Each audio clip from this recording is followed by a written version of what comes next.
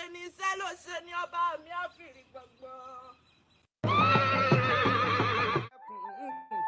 Orí adé tọmọdé tàgbà ní dáríjọ tí ọ̀gbun àràbó bá ti di lọ́dọọdún. Ayé àmọ́ dáríjọ wá pínrẹ fún yín ní orí adé ó bàbá mi àgbógbó fèwú ṣòkò sí ohun tí ó sọ bá ẹ̀ ní kú mọ́ wa lọ́wọ́. Àwa máa ń forí balẹ̀ fọ́ba wa ni o. Àwa máa ń forí balẹ̀ fọ́ba wa ni. Àwa máa forí balẹ̀ fọ́ba wa ni o. Àwa ń forí balẹ̀ fọ́ba wa ni ẹ̀yin lẹ́mọ̀ bọ́ba yín ò jọ yín lójú. Àwa ń forí balẹ̀ fọ́ba ni ẹ̀yin lẹ́mọ̀ bọ́ba yín ò jọ yín lójú. Àwa ń forí balẹ̀ fọ́ba ni ẹ̀yin lẹ́mọ̀ bọ́ba yín ò jọ yín lójú. Àwa ń forí balẹ̀ fọ́ba ni. Kábíyèsí o.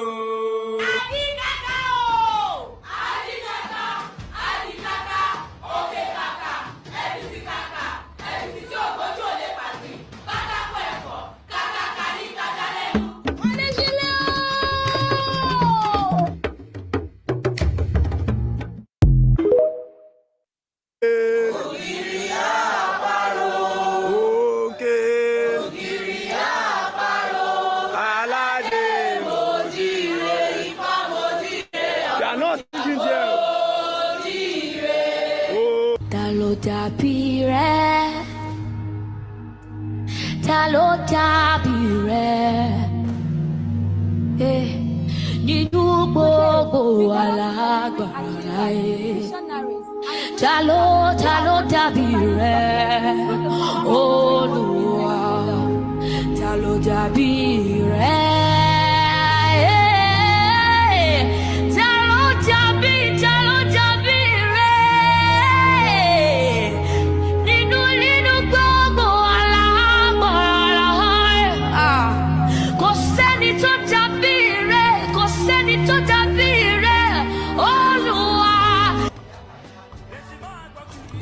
Dàbí rẹ̀, ta ló dàbí rẹ̀,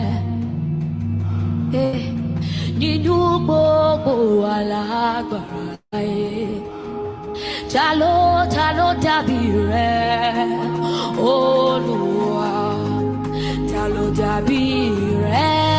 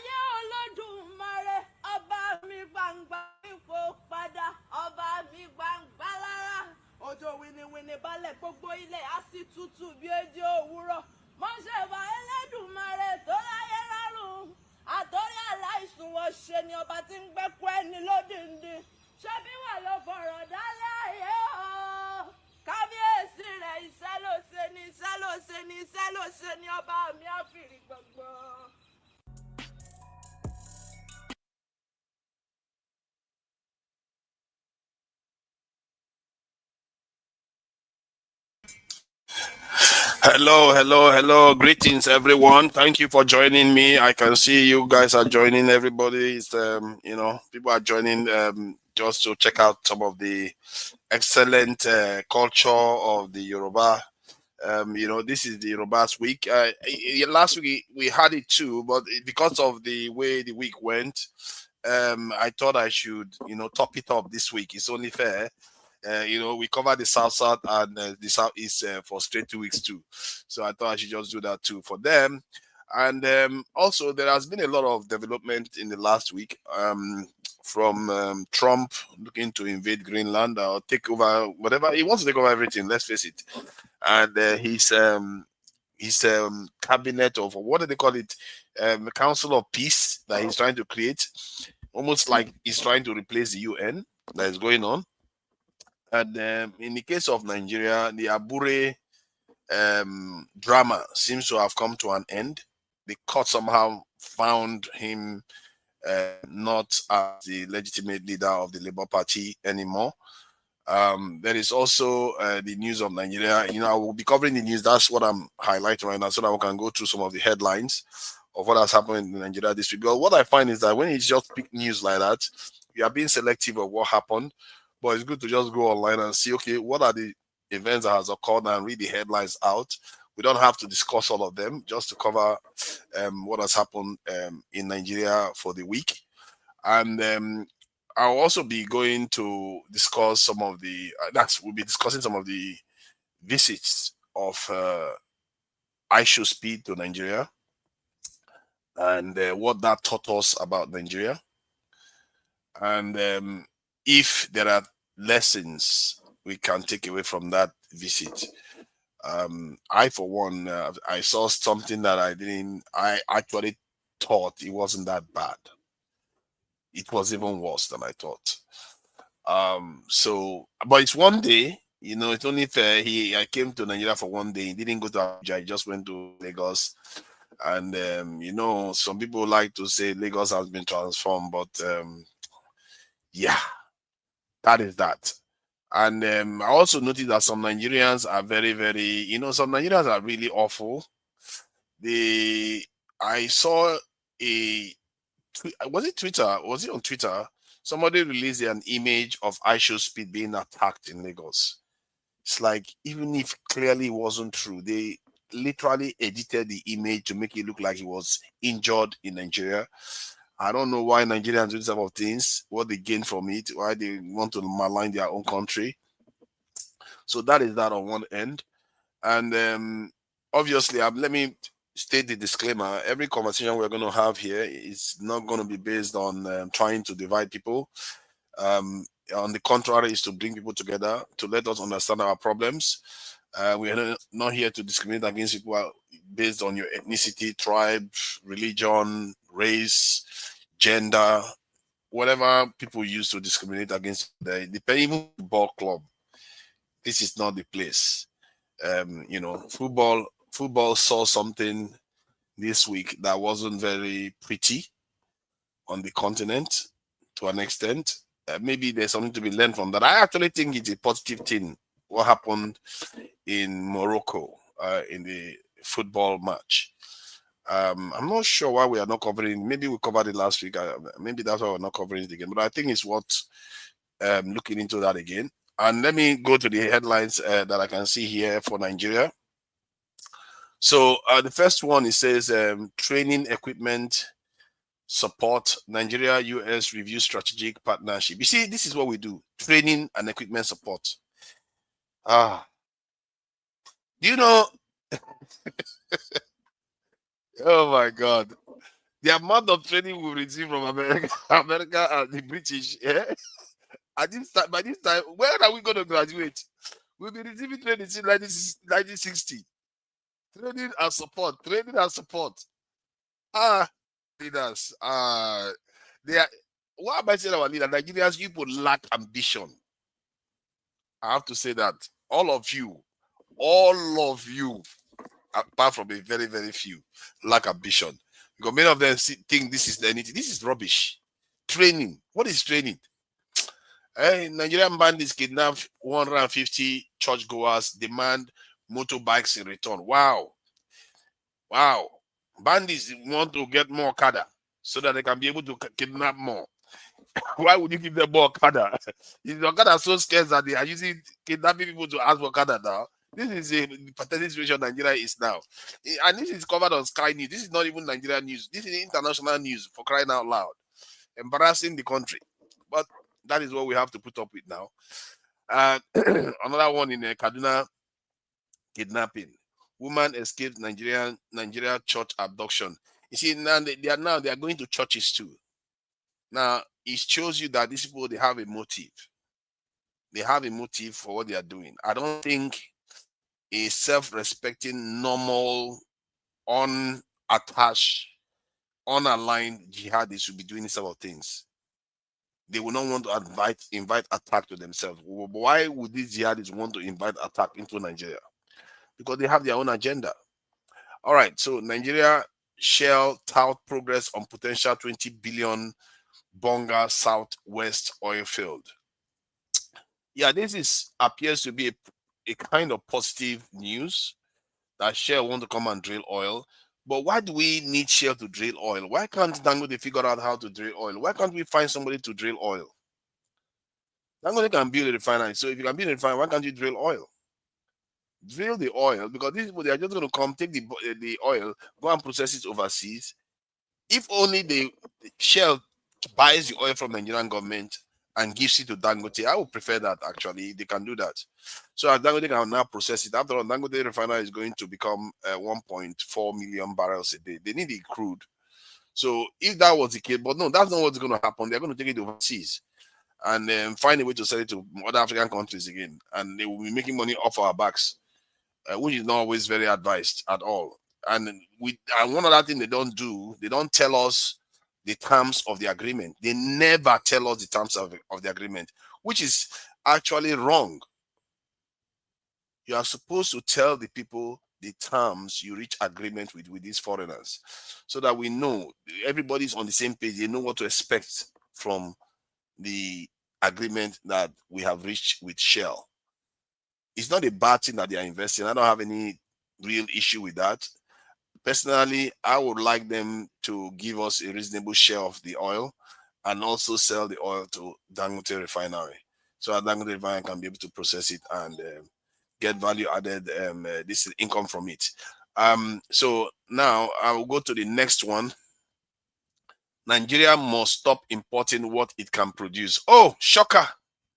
Shocker. Sometimes I feel like we are too smart. We are so smart that we keep repeating smart thoughts without actually doing them. Weird, isn't it? We say smart things all the time, but we never do it actually. It's really strange, isn't it? Is that not what P2B has been talking forever, saying forever?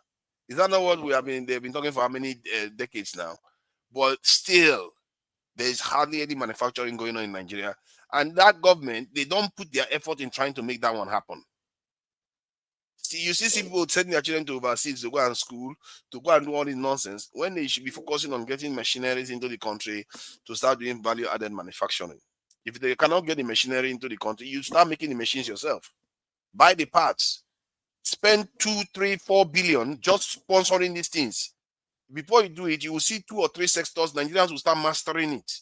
Within 5 years, they will start mastering all those things. They will start making it for themselves. But no, our leaders, they will talk. Tomorrow now, they will rush and go and buy SUV from Japan.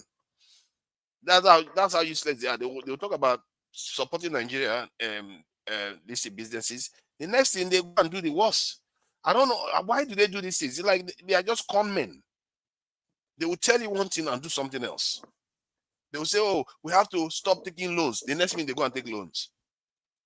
We have to stop relying on foreign manufactured goods. The next thing, they're going to go and buy it. It's like, even when they even carry this in, have the policy of buying locally manufactured goods, they themselves still go and, you can't even make it up. They themselves still go and buy foreign goods. Why is it that we can't get this straight? On topic, not the Google. No. The topic has already been covered. I've talked about the 3 topics already. I don't know about the Bassey one. I tried to find information about the Bassey one. I didn't get it. Let me see what she's talking about. There's nothing there. What's there for me to talk about? Am I to talk about Abure and this thing? There's nothing there. They've already spoken about the Trump and Greenland palaver. So there's only I have to cover the Nigeria. I think it's actually valuable. We'll cover other things that are happening in Nigeria so that people know what is going on. I'm not playing any video, so there's no risk of having any copyright strikes. US launches strikes against Islamic State in Nigeria. Okay, that was a month ago. That one happened quite a while ago. Let's see. 4 days ago, Nigerian police denied church attacks as residents insist 168 people are held by armed groups. See that? ABC News. This was just 3 hours ago. UN World Food Program warns millions in Nigeria face extreme hunger without urgent funding. Since when do they feed us in Nigeria? Did these people even feed us in Nigeria? God.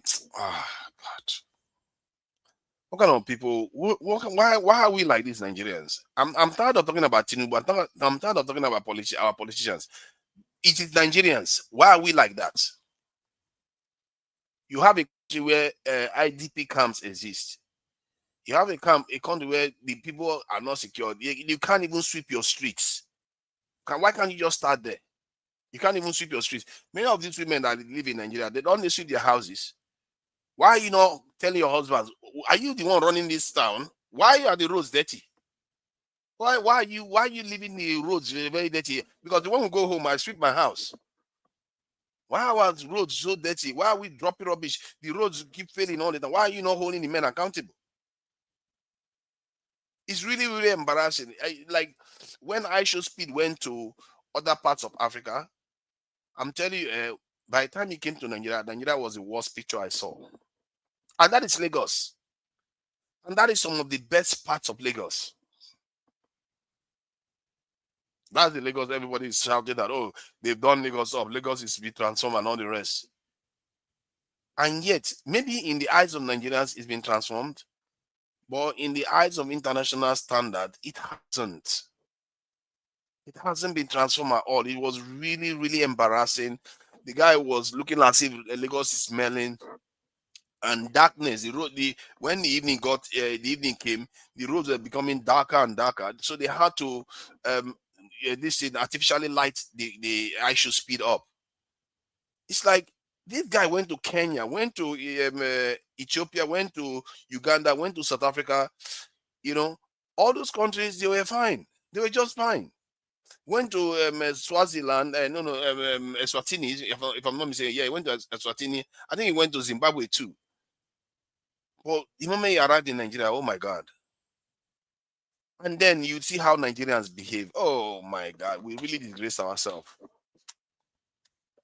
That it just shows you how entitled our people feel. Our people feel entitled. They want to capitalize on every single chance they get. It's like they don't even have any dignity. You know, when I was growing up, parents don't even allow their children eat in the house of even family members. They don't take food from family members. That's how Nigerians used to be quite reserved. Like if you as a child, you go and take food from anybody else other than your parents, you are in trouble. They frown on it a lot. Now the parents are the ones on the street begging money openly. How is that those men, because most of them are capable of having wives. Maybe some of them do have wives even. Definitely girlfriends. How are those people begging iShowSpeed money going to raise their own children? Is that what we are doing now in Nigeria? Begging. Babiala. That's what we are doing now. And our elites are also complicit in this because they want to have this idea like, oh, they are too big. Look at me. I'm going to bless your life. I'm going to transform your life. This kind of attitude. On-end attitude. You are running your country to the ground with that nonsense characteristics. Instead of you to use the money to actually better your people and build proper infrastructures and build proper services for your people, you use it to go and start aggrandizing yourself. As they say, chasing clout. That's all Nigerians like to do now. quick money. And I've seen it in Nigeria. I work with Nigerians all the time. I've seen it, and I say it to them. I said, some of the things I see in you people, it's just unbelievable. It's like there's no sense of ethics. There's no work ethic there. There's no accountability. Everybody just acts anyhow. That's what I see in Nigeria, and that's what showed up that day. Even if I understand why some of those things are happening, but man, it looks bad. It really looks bad. And that is in Lagos. I wish he went to Abuja. Maybe he would have redeemed Nigeria a little bit, but that was in Lagos. That's one shot we had, and they destroyed the Nigerian reputation completely. He even, like, the one of them is the man that is saying he's the strongest man in Africa. They offered him money. He said he wanted money. At first he said he didn't want money. Then later on he changed his mind and said he wants money. Then when they offer him money now, he refused. Hey, this is a pathology or what is going on? Then he said the money is too small. He needs more money. What did you do for the man that he has to give you money? He'll give you free money and you are setting standard for him. Then he gave you another, he offered you in dollars. I think $1,000 was what Ashley Smith offered him, and he refused. Then he was demanding $10,000. For what? Our people. I don't know where our brain has gone. Every single chance we get, we want to use it to hit. Like the idea is, let's what do they call it? Achieve or something. There's a term Nigerians call it now. Every single chance they get, whether they is earned or not, they don't care. They will just want the money. And they don't understand how undignified that looks. Maybe Buhari is right. You know, when Buhari said Nigerians are lazy, Nigerian youths are lazy. Maybe he's right. Maybe Nigerians, to an extent, I've actually said it, that Nigerians, they have this thing where they feel entitled to things without actually demanding proper accountability. Why would your leader give anything to you when you don't even demand accountability? Some people come here and they will still come here today and defend the rubbish that the government is doing, all the nonsense. But what is the progress they've seen? And yet you will see people defending it. They will defend it and they'll say it's the right thing to do. And you see some of our people, they'll come here and say we should be recolonized. What is wrong with our people? If you go to North Africa today, if you ask whether they should be recolonized, it's only 10%, maybe even less, that will say yes. But when you come to Nigeria, you ask, I won't be shocked. You see 30% of people will say yes, we should be recognized. And those people, they actually think they are smart. They think they know what they are doing, but they don't. They have no clue. No clue. And I don't know where to blame them. It's like Nigeria it's like we don't have any leaders, and because we keep electing children to come and lead us. People that don't understand leadership, they just want power for the sake of it. Funny enough, that is exactly what Lord Duga said about us over 100 years ago. Lord Duga said that we lack apprehension of the future, and that we like the apparels of power, but without understanding of his responsibility. That is what Lord Duga observed. That is strange. It's really strange. I don't know how people manifest that kind of behavior. If people will manifest the behavior, while individually they don't manifest it. Because most of our men take responsibility for their homes. They provide for their homes, they take care. But societally, we don't understand the concept of leadership at all. We don't even know what it means. We think we do, but we really don't. That is why our country is the way it is right now. I can tell you right now, Nigeria has not had a good leader for a very, very long time. We've not had a good leader. And the reason why we have not, because the people are not good too. They are not up to scratch. They are not. You can't, let's face it, you can't compare yourself to other people. You can't. You can say you are because you are the largest country in Africa and you have oil that is under the ground. Those things are given to you, not by, it just happened by nature. That's not out of conscious effort. It just happened by nature. What are the things that are actually conscious, that is actually strategically important that Nigeria has achieved? All we do is dance, shake our backside, and act drama that makes Africans look bad too. Many African programs that I watch, you need to see how they make black people look bad. They will always, Nigerian programs, so they will make the lighter skinned ones do all the nice things. Then the darker skinned ones are like the devils, the wicked ones. I don't know whether you have seen this program, Visa on Arrival. Just notice what they do on that Visa on Arrival. The lighter skinned people, they use them to play parts. One of them is even mixed race. They use her to play good parts, like she's a nice and good person, while all the darker ones are the bad people. It's like, why would you do that? These are forget it, man. And I should still reveal a lot of things. And one other thing that the I should speak showed is that we were very fake. We barely showed him culture. It's only that museum, art gallery. When he went there, that's when he really saw Nigerian culture to an extent. We didn't show him much at all. We kept trying to show him things that they already have in the West. That's not what he came to see. We want to show him bicycle, we want to do things that they've already done. When we should be showing, we should have brought masquerade from all parts of Nigeria to Lagos. Instead, they were dancing with Fulani, this thing. I don't know what that dance was all about, really. I really don't. But it's okay. Maybe they were not ready. You know, but the world has seen us now, and it wasn't pretty. You know what? Let me play this video. I'll play that video so people will see. This Kenyan lady was laughing at Nigeria. She couldn't hold her. She couldn't hold it. She couldn't hold it. That the way we behaved was so poor that, you know, I should speak didn't have a good experience in Nigeria at all. So that is one side anyway.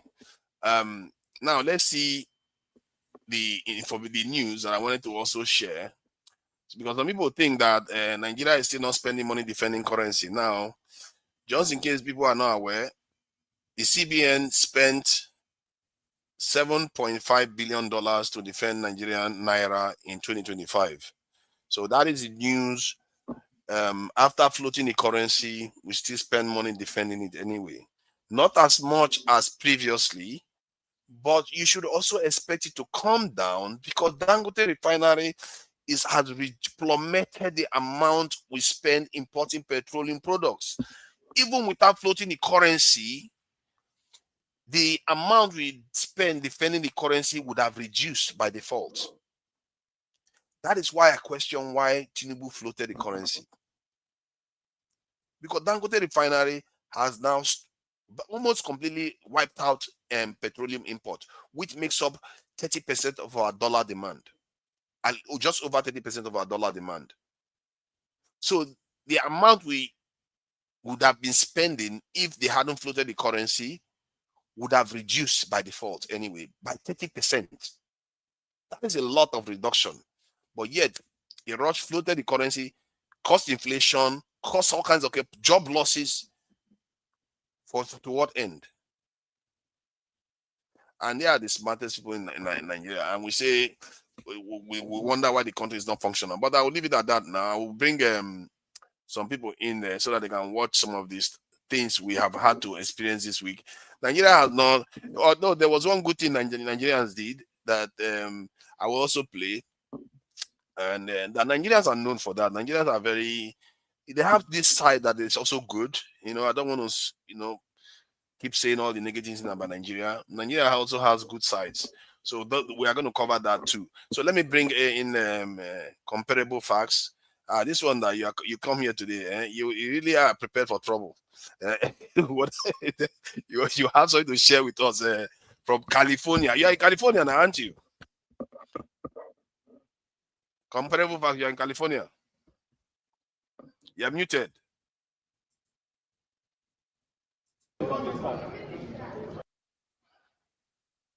You are still muted, though.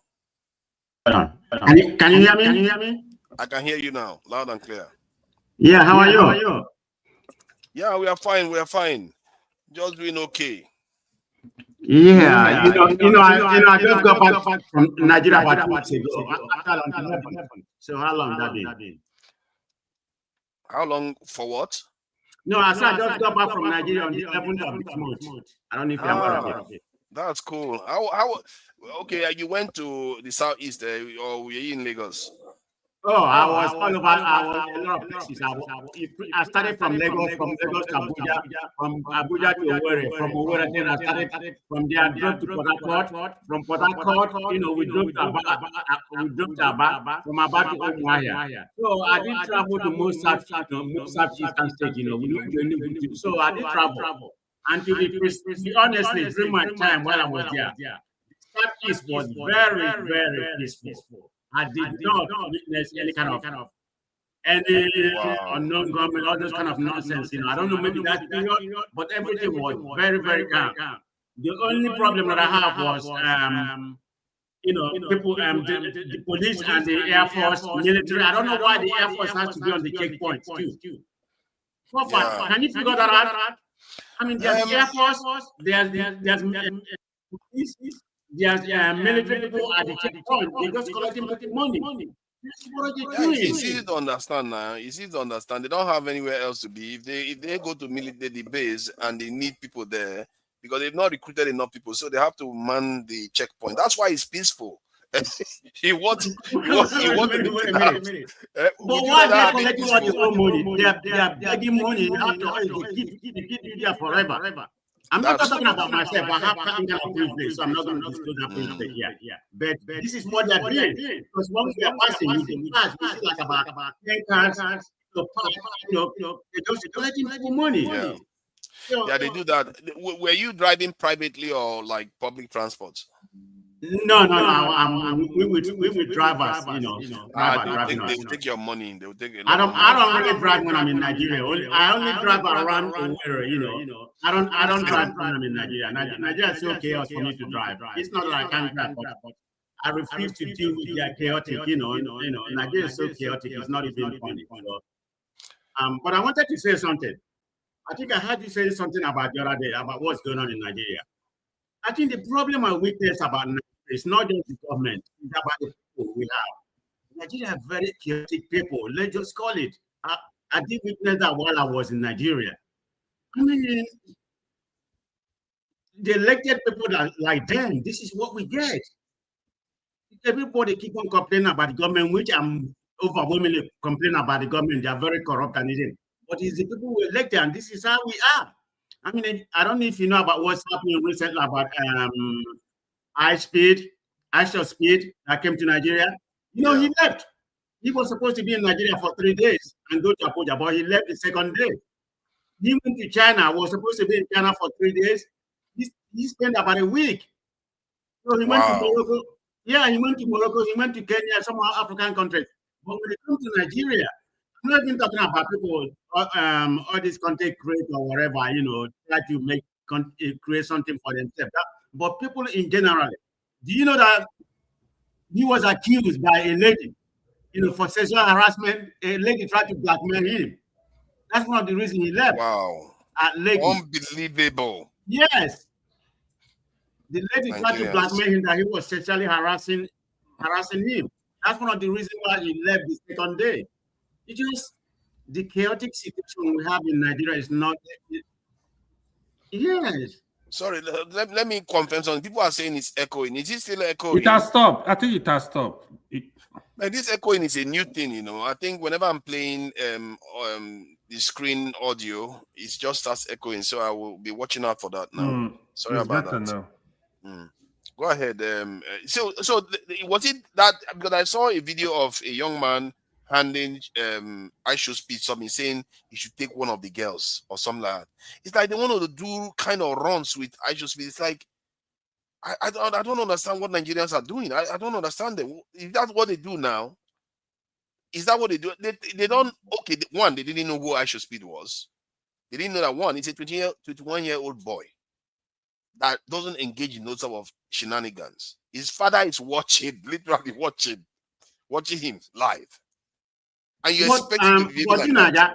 People are blaming it on poverty. Don't they have poverty in Kenya? Don't they have poverty in Morocco and some other places that he went? It's not poverty. It's the opposite. Those people that were running chasing him, they didn't look that poor. Many of them had clothes on. They had muscle on them. So they were chasing him and shouting and saying, "Give us money, bless us, give us money, money, money, money." You know, and for me, that one is one thing. How about the muscle man, the strongest man in Africa, the one that was just asking for money? He gave you money, you rejected it, you asked for more. It's like, what kind of behavior is this? Whatever he gave you, you should just accept, because that is a gift. It's not yours. But he forget that he was greed. talking in front It is of the greed entire and Nigeria. entitlement. And which one is Pella again? Pella was chasing him left and right. Don't you know who? Oh no, forget about Pella.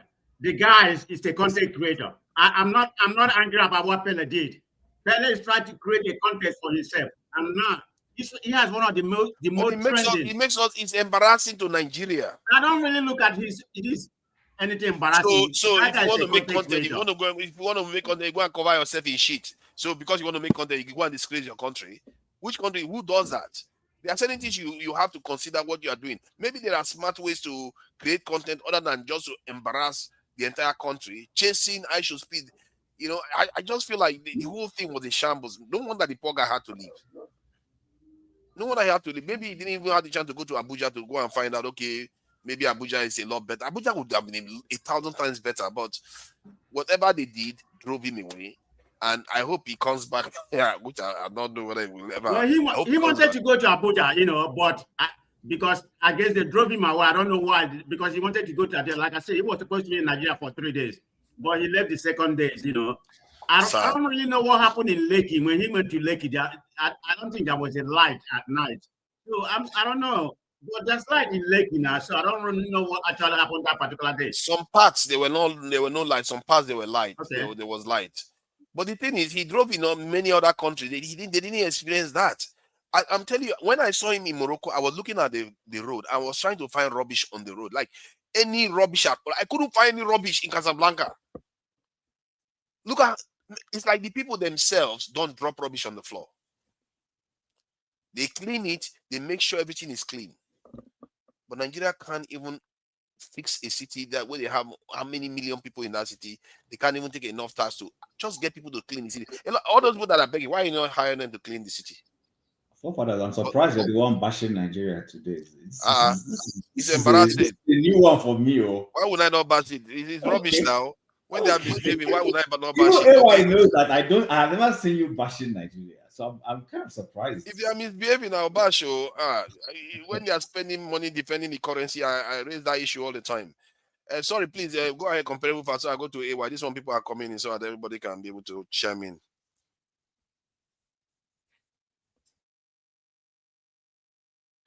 It looks like you can't hear me. Comparable facts. Your audio has gone. All these Democrats. The kind of your audio is not. Is it echoing? Is it echoing? It's good now. It's good. Oh, okay. So I mean, like I was saying, everything is not about the government. It's not about the government. Are the government performing? No, they are not really performing. I mean, we know what happened in Nigeria. That has been happening to Nigeria for a long, long time. But the people are the big problem. I mean, everything is just chaotic. Even, I don't know. I mean, sometimes I just don't want to say anything about what's going on in Nigeria. Try to retain my mental health, okay? Because it's so depressing. I mean, sometimes that, since I come here, I've only been here once, just talking about Nigeria, I need to get some rest, man. I said, let me just come in, and see Forefather. That's why I came in, Forefather. Yeah. Thank you for coming in to console me from the embarrassment, secondhand embarrassment that I have to endure watching. Just the video. Once you look at the video alone, oh my God, this is starkly different from all the other countries. It just looks uglier. It just looks uglier. Man, let me go to AY Jare. AY, what do you make, with all the Trump shenanigans and now I should speed the AFCON competition, all the controversies that came out of that. Thank goodness Nigeria didn't hate on him, but we came close.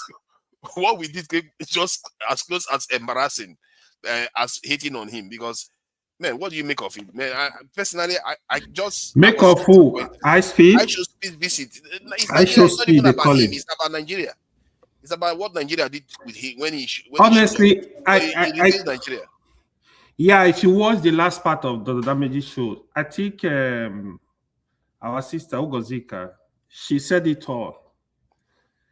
Me, I was actually looking at from the angle of beggy culture, but she said, I think she was basically saying like, we don't obey order. That's the problem. Anyhowness of Nigerians.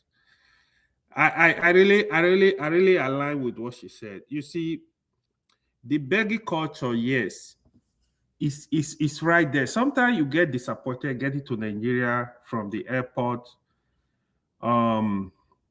Custom are harassing you for money, immigration harassing you for money. What was the other? You get on the street, police are harassing you for money, road safety, everybody just harassing you for money. But it's turned into something else. You know, when we were growing up, yes, if you encounter law officials, they will harass you. If you encounter anybody in their position of authority, they will harass you. This one, they just see anybody now, they just start begging. Foreigner on top of it, foreigner. That you is just start begging for money. Actually, oh my God. See, I'm surprised people are just seeing this now. That is where it's a bit embarrassing and scary. Because I remember I was in Lagos airport, I don't know, I think probably 4 years ago, something like that. I remember seeing these people, even what was this thing? Last man or something. No. The other new thing, civil defense. The way everybody is just harassing for money, my fear was, what if it's a non-Nigeria? How is he gonna look at us? Because I travel around the world, you don't see where these things happen. Then you come to Nigeria, everybody. I remember an incident. I got to Lagos airport. I called this lady. I wanted, because I saw she was the lady carrying card. I was basically calling. I'm like, oh, come and help me pick my stuff. She actually came around, but there were some other guys there. I feel like, oh, okay, maybe I can help this girl with some money. As we were going to meet my brother, you know what she said to me? She said, bros, now dollar you go pay me. Oh. I got so pissed. I'm like, what are you talking about? Are you using dollar in this country? I got so pissed to the extent that when I got to the car, just to ask my brother, oh, if you have Naira, please give her money. Because I didn't want to deal with her. I feel like if she has actually come and said, tell me a different story, maybe, oh, bros, oh, I'm looking for money to pay my school fees, so these are hard for me. Oh, I'm trying to take care of my daughter. Just good reason, not because you help me move load that is just less than 500 meters. What I can actually do for myself, you are telling me to give you dollars. I think it was just very disgusting. Apart from that, the police, the road safety, everybody, the harassment is too much. Nigeria, I think sometimes it's greed sometimes, because you go to the bank, even bankers sometimes they expect you, okay, you got to drop something.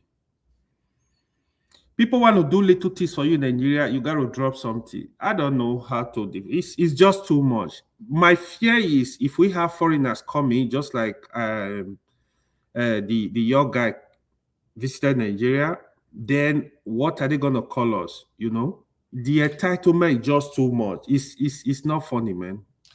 And they know especially at the airport. I think the Minister of Aviation, the government needs to do something about that, because that is the image of Nigeria. I thought last year they still do it. Sometimes last year I was in Abuja, like they were calling me like, okay, what is in your back? When they start doing that, they just want you to give them money and just go.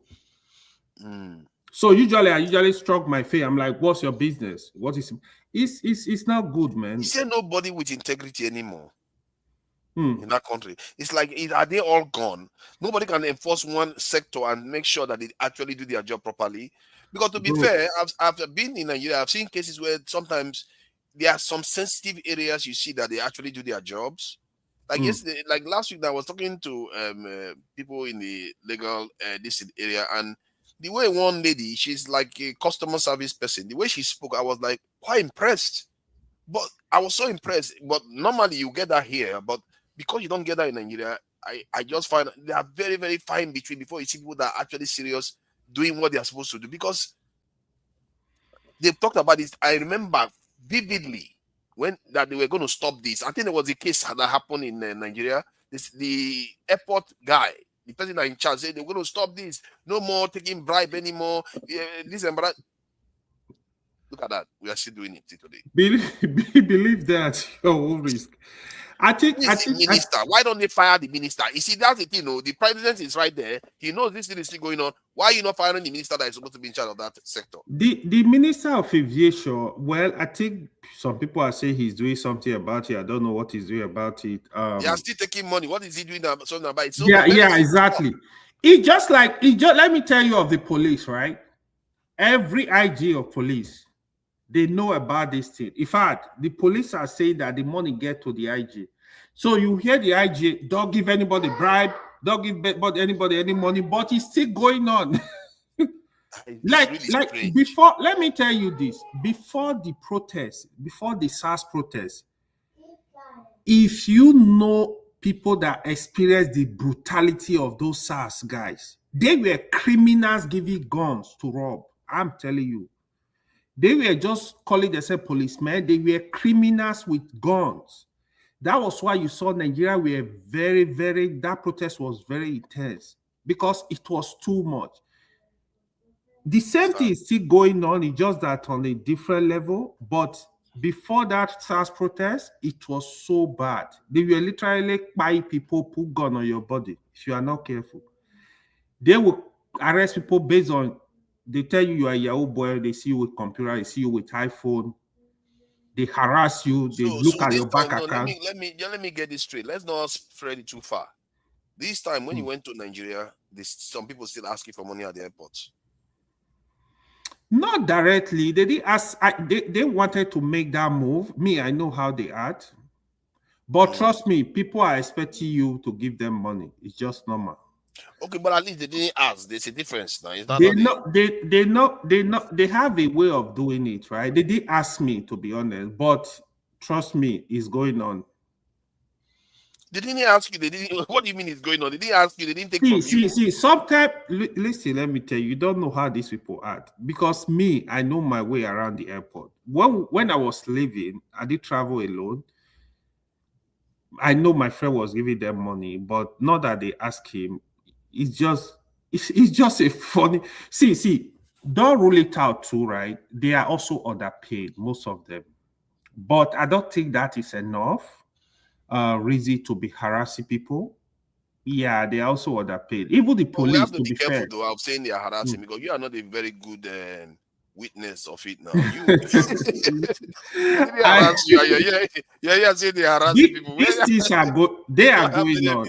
They trust me, they are going on. Except you know how. Maybe Masca will tell you more. Masca is in Nigeria. Yeah. He will tell you more. Let me hear from Masca because hear from Masca on this. This is quite interesting for Masca because Masca is a Abuja guy, you see. So how do you find the way Nigeria came across with ISHO speed and you can also talk about all the other events of the week. Anything really.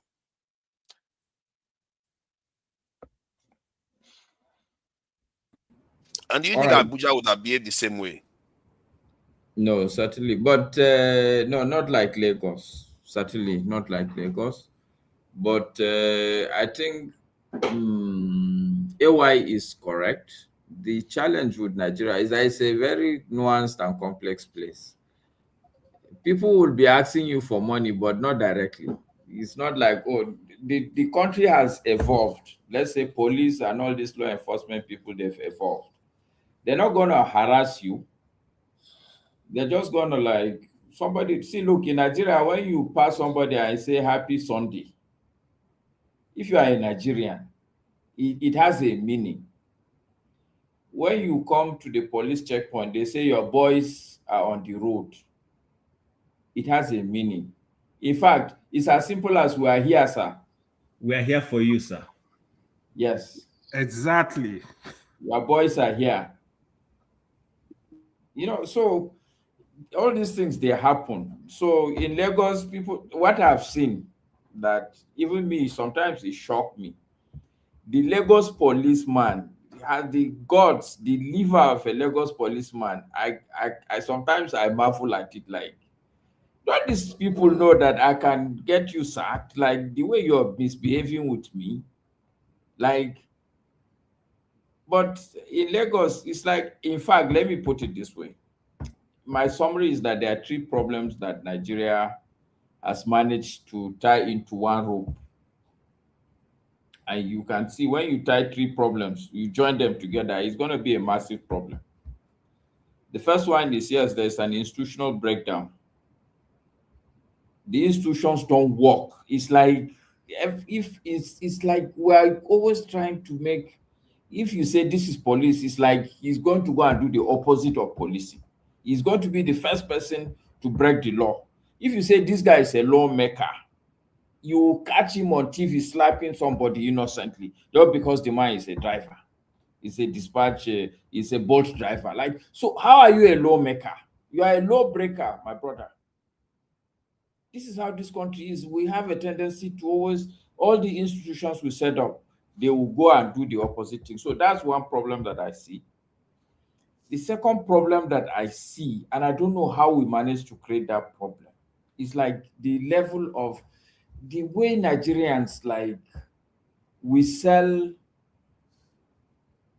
or we buy, we value convenience is ridiculous. An average Nigerian is willing to follow one way for convenience. Is willing to bribe the policeman for something very ordinary, like you break traffic law. Okay, what I used to tell police, okay, I agree with you. You say I break traffic law. Well, take me to where they will punish me. What will be the punishment for breaking a traffic law? Take me. Let's go.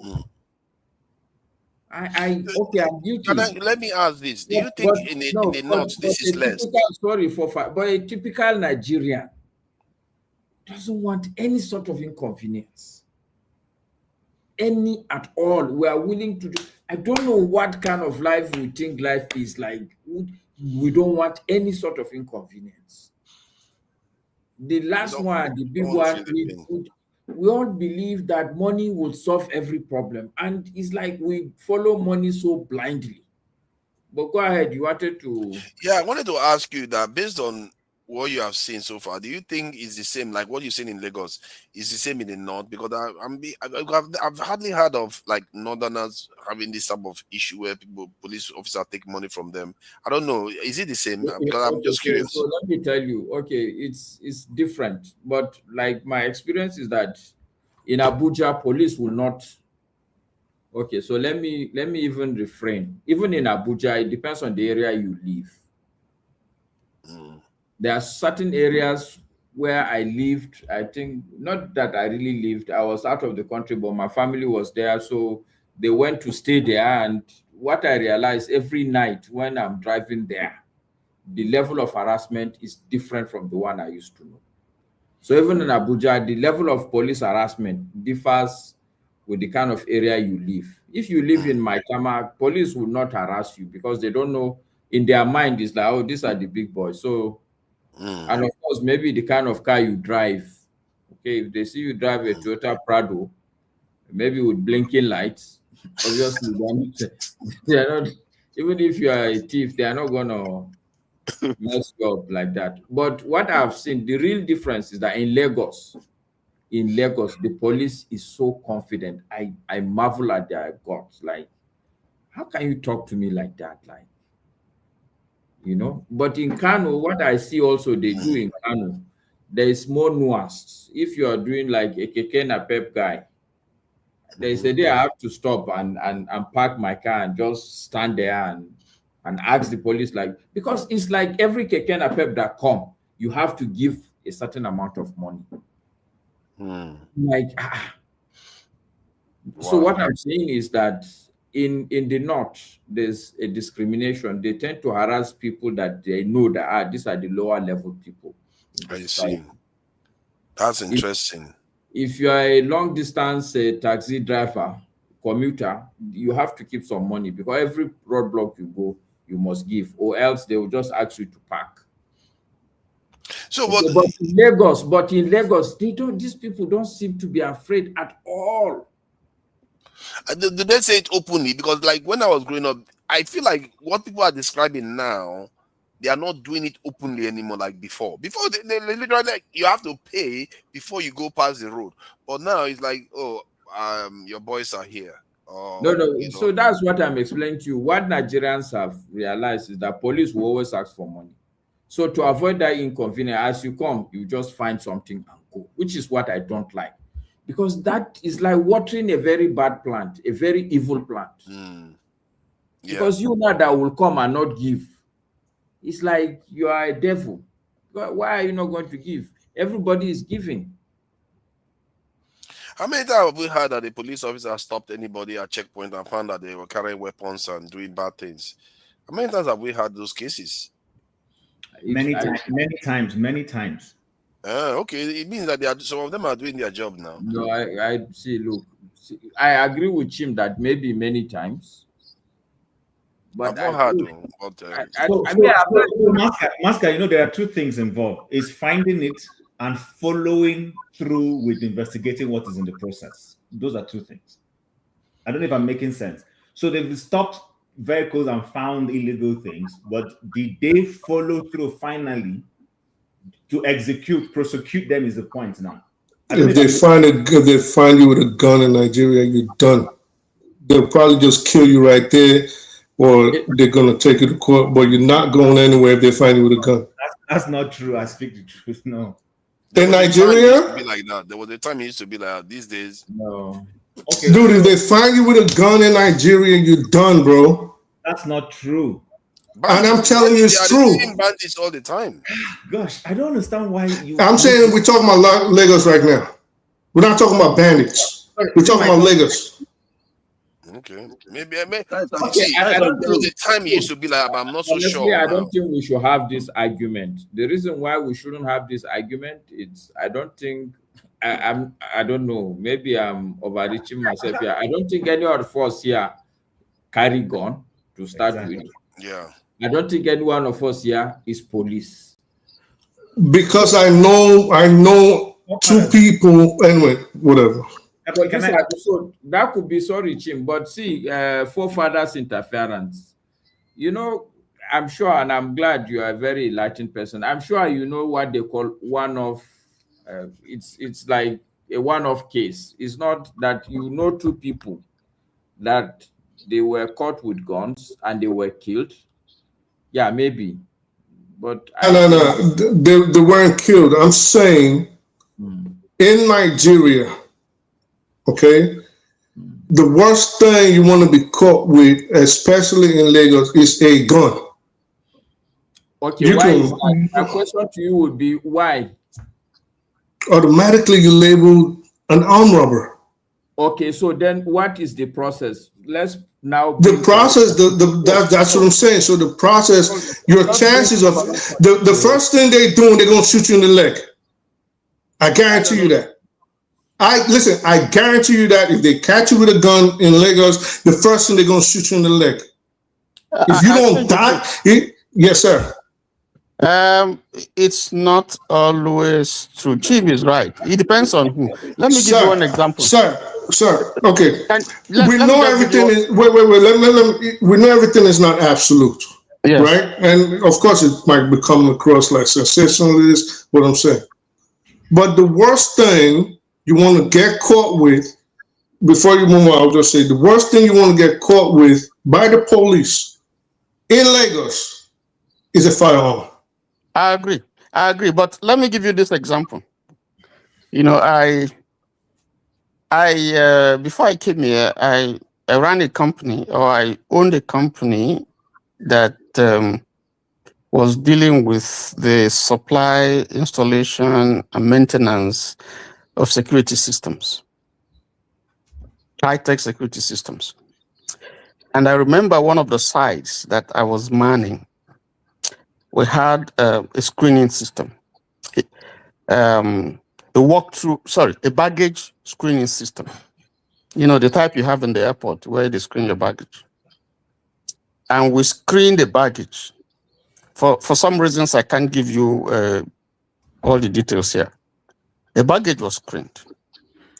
This was in a governor's office. And those who were manning it, I was there. They screened the baggage, found the pistol by an employee. That was dangerous. Not in the governor's office. Tony, so sorry, Tony. Let's even know, because this argument is even absurd. Do you know forefathers interfere? Do you know that there is a standard theory in Nigeria that half of the armed robbery, police lend their guns? Thank you. So, agreed. And listen, just like you, they just said this. I don't want to say, but I'm going to say this. The example you gave, Tony, was something found in a controlled environment. It was a firearm found in a controlled environment, meaning the governor's office. I'm talking about, for example, you're driving on the streets of Lagos, and the police happens to stop you, and they happen to find a gun or guns with you. Talk to anybody in Nigeria and ask them. That's what I'm saying. So we're not saying a controlled environment or you thinking you're going to get away. Even before you start showing your credentials, like, no, if you're not careful, Nigerian police, they're going to light you up and leave you there. Like, what are you talking about? No, that's true. That absolutely. I don't doubt that. Even this case that I mentioned, you don't want to know what happened because it's you can't do that. But let me just leave it there. It does happen. It depends. If you carry a gun that has a license, you should be able to explain.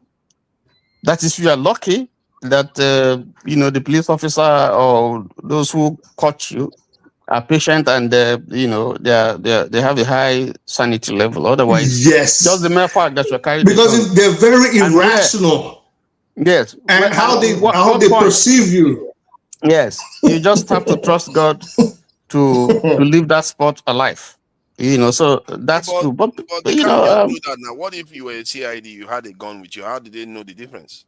Well, yeah, you still have to be able to explain yourself calmly. Because the person who is dead, you're dead, you're gone. So it's not like in developed clients where they would investigate and take time to. No. That is a no-go. You don't want to do that, even if they find it in your house. Do you know how many people Nigerian police, when they do these studies from overseas, you know how many Nigerian police kill every day that go undetected in Nigeria for finding them with like a knife? Then you have a gun, and what do you think is going to happen to you in Nigeria?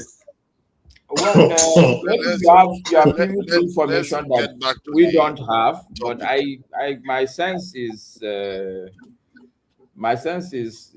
are not two things. They are not as diligent, obviously, because this issue of catching you with a gun is when somebody is diligent enough.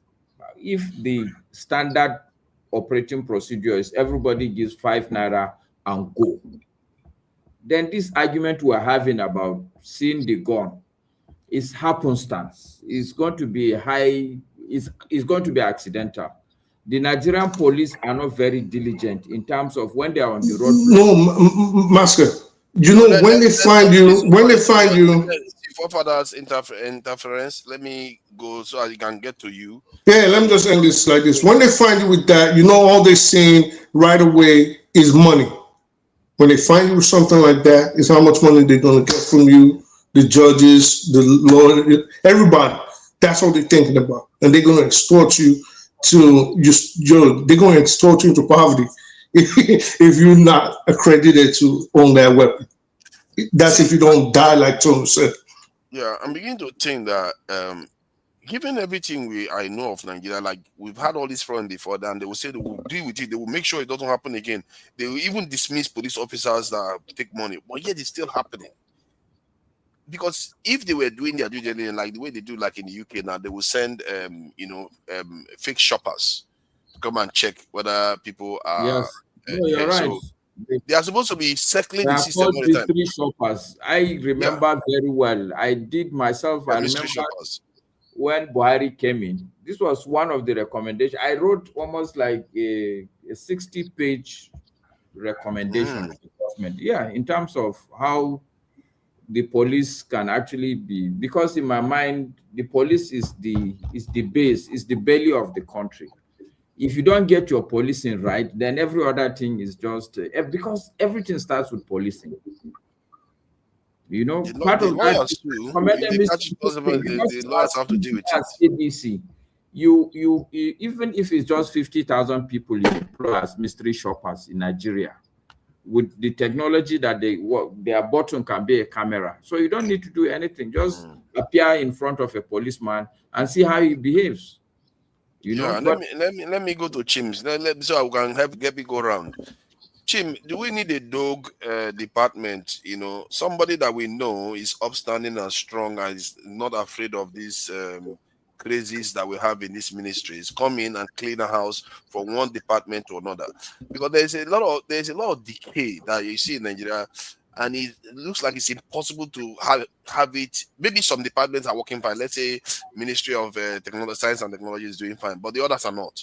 So maybe somebody needs to go in there, one department after the another, cleaning it out, making sure their standards increase, because the way it's been handled so far is not working, and things don't get better. And this week, man, even not very few Nigerians are defending this week with ISO speed.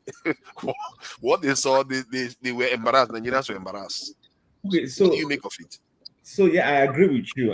I think one thing I wanted to call our minds back to remember is we used to have an office or a department or ministry, I don't know what, or parastatal or whatever it is, referred to as National Orientation Commission. I know they are still there, but when I say we used to mean right now, it's moribund.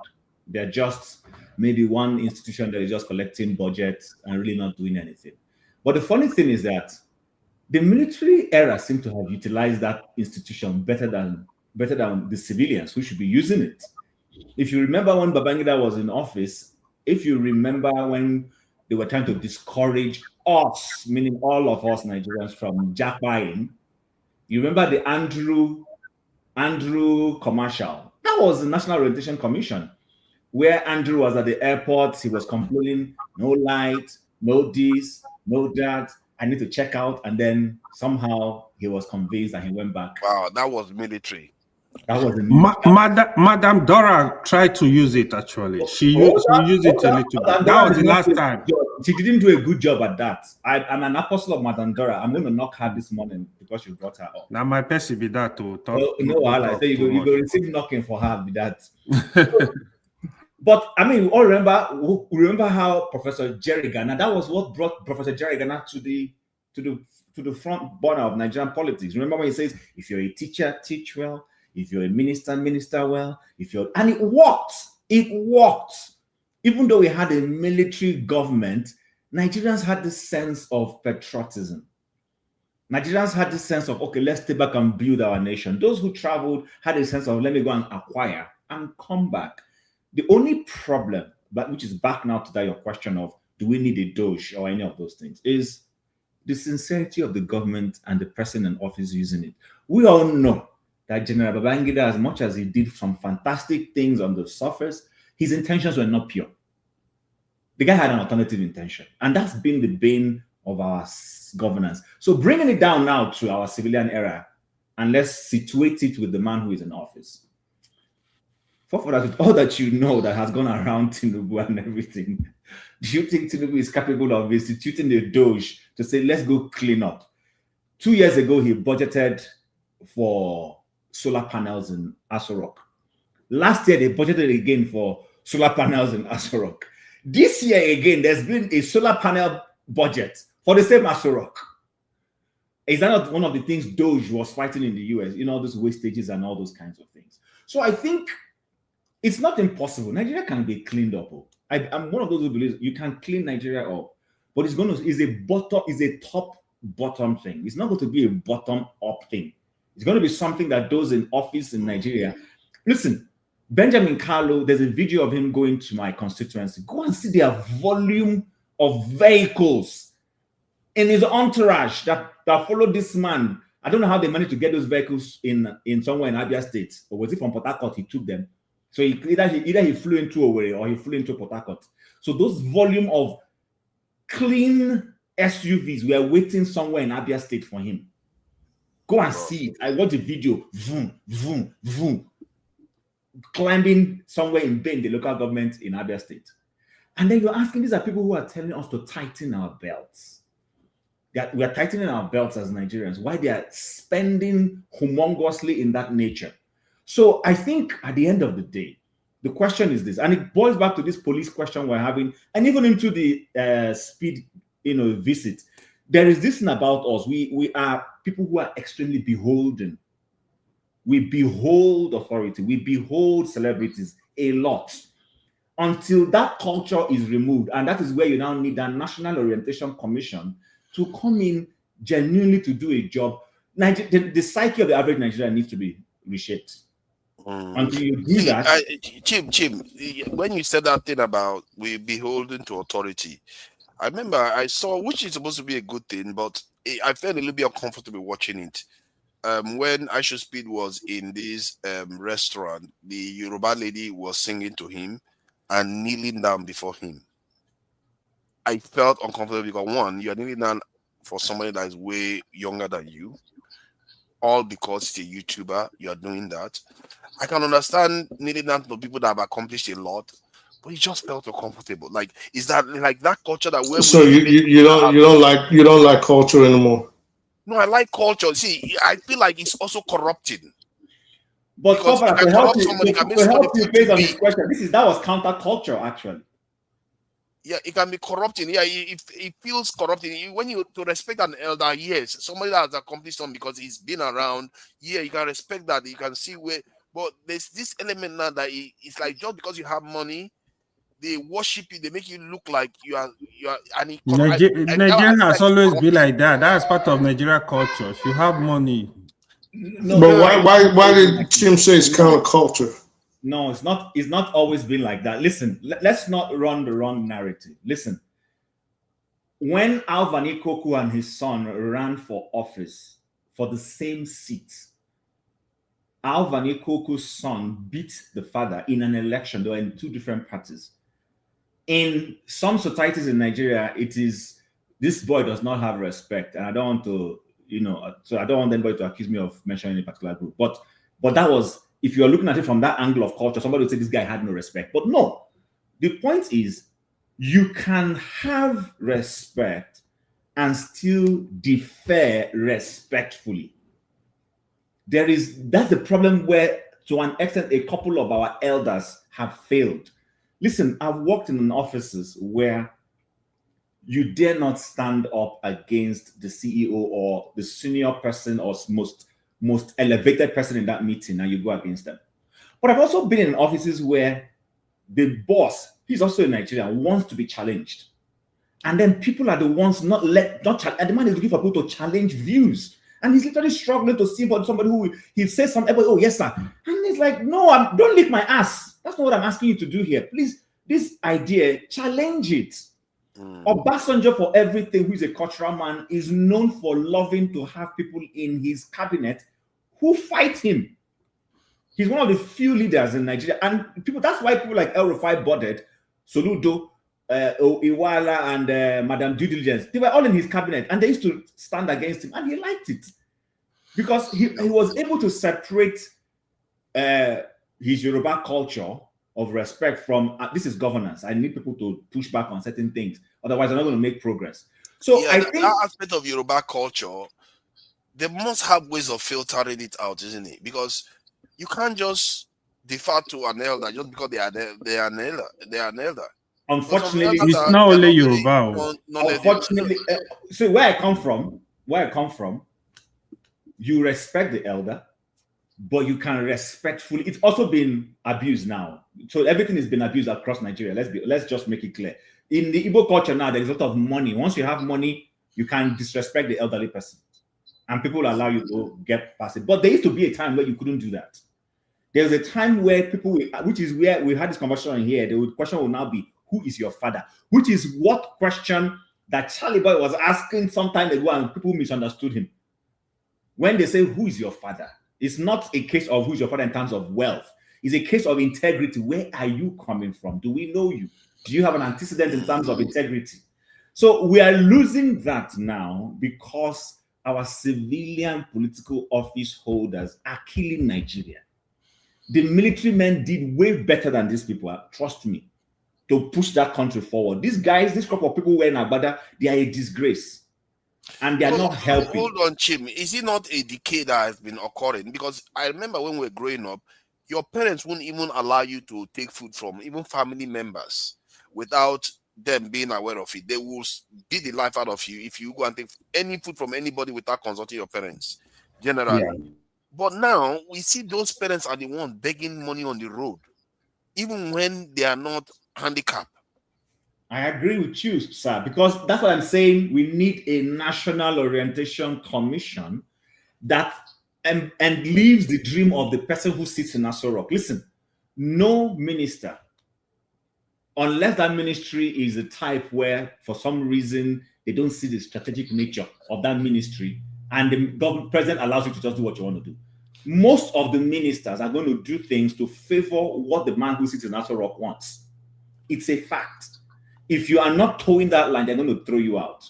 And for some time now, that's been the norm. Because tell me, how did Malami scale through in a government of a man that we were told is above stealing? How?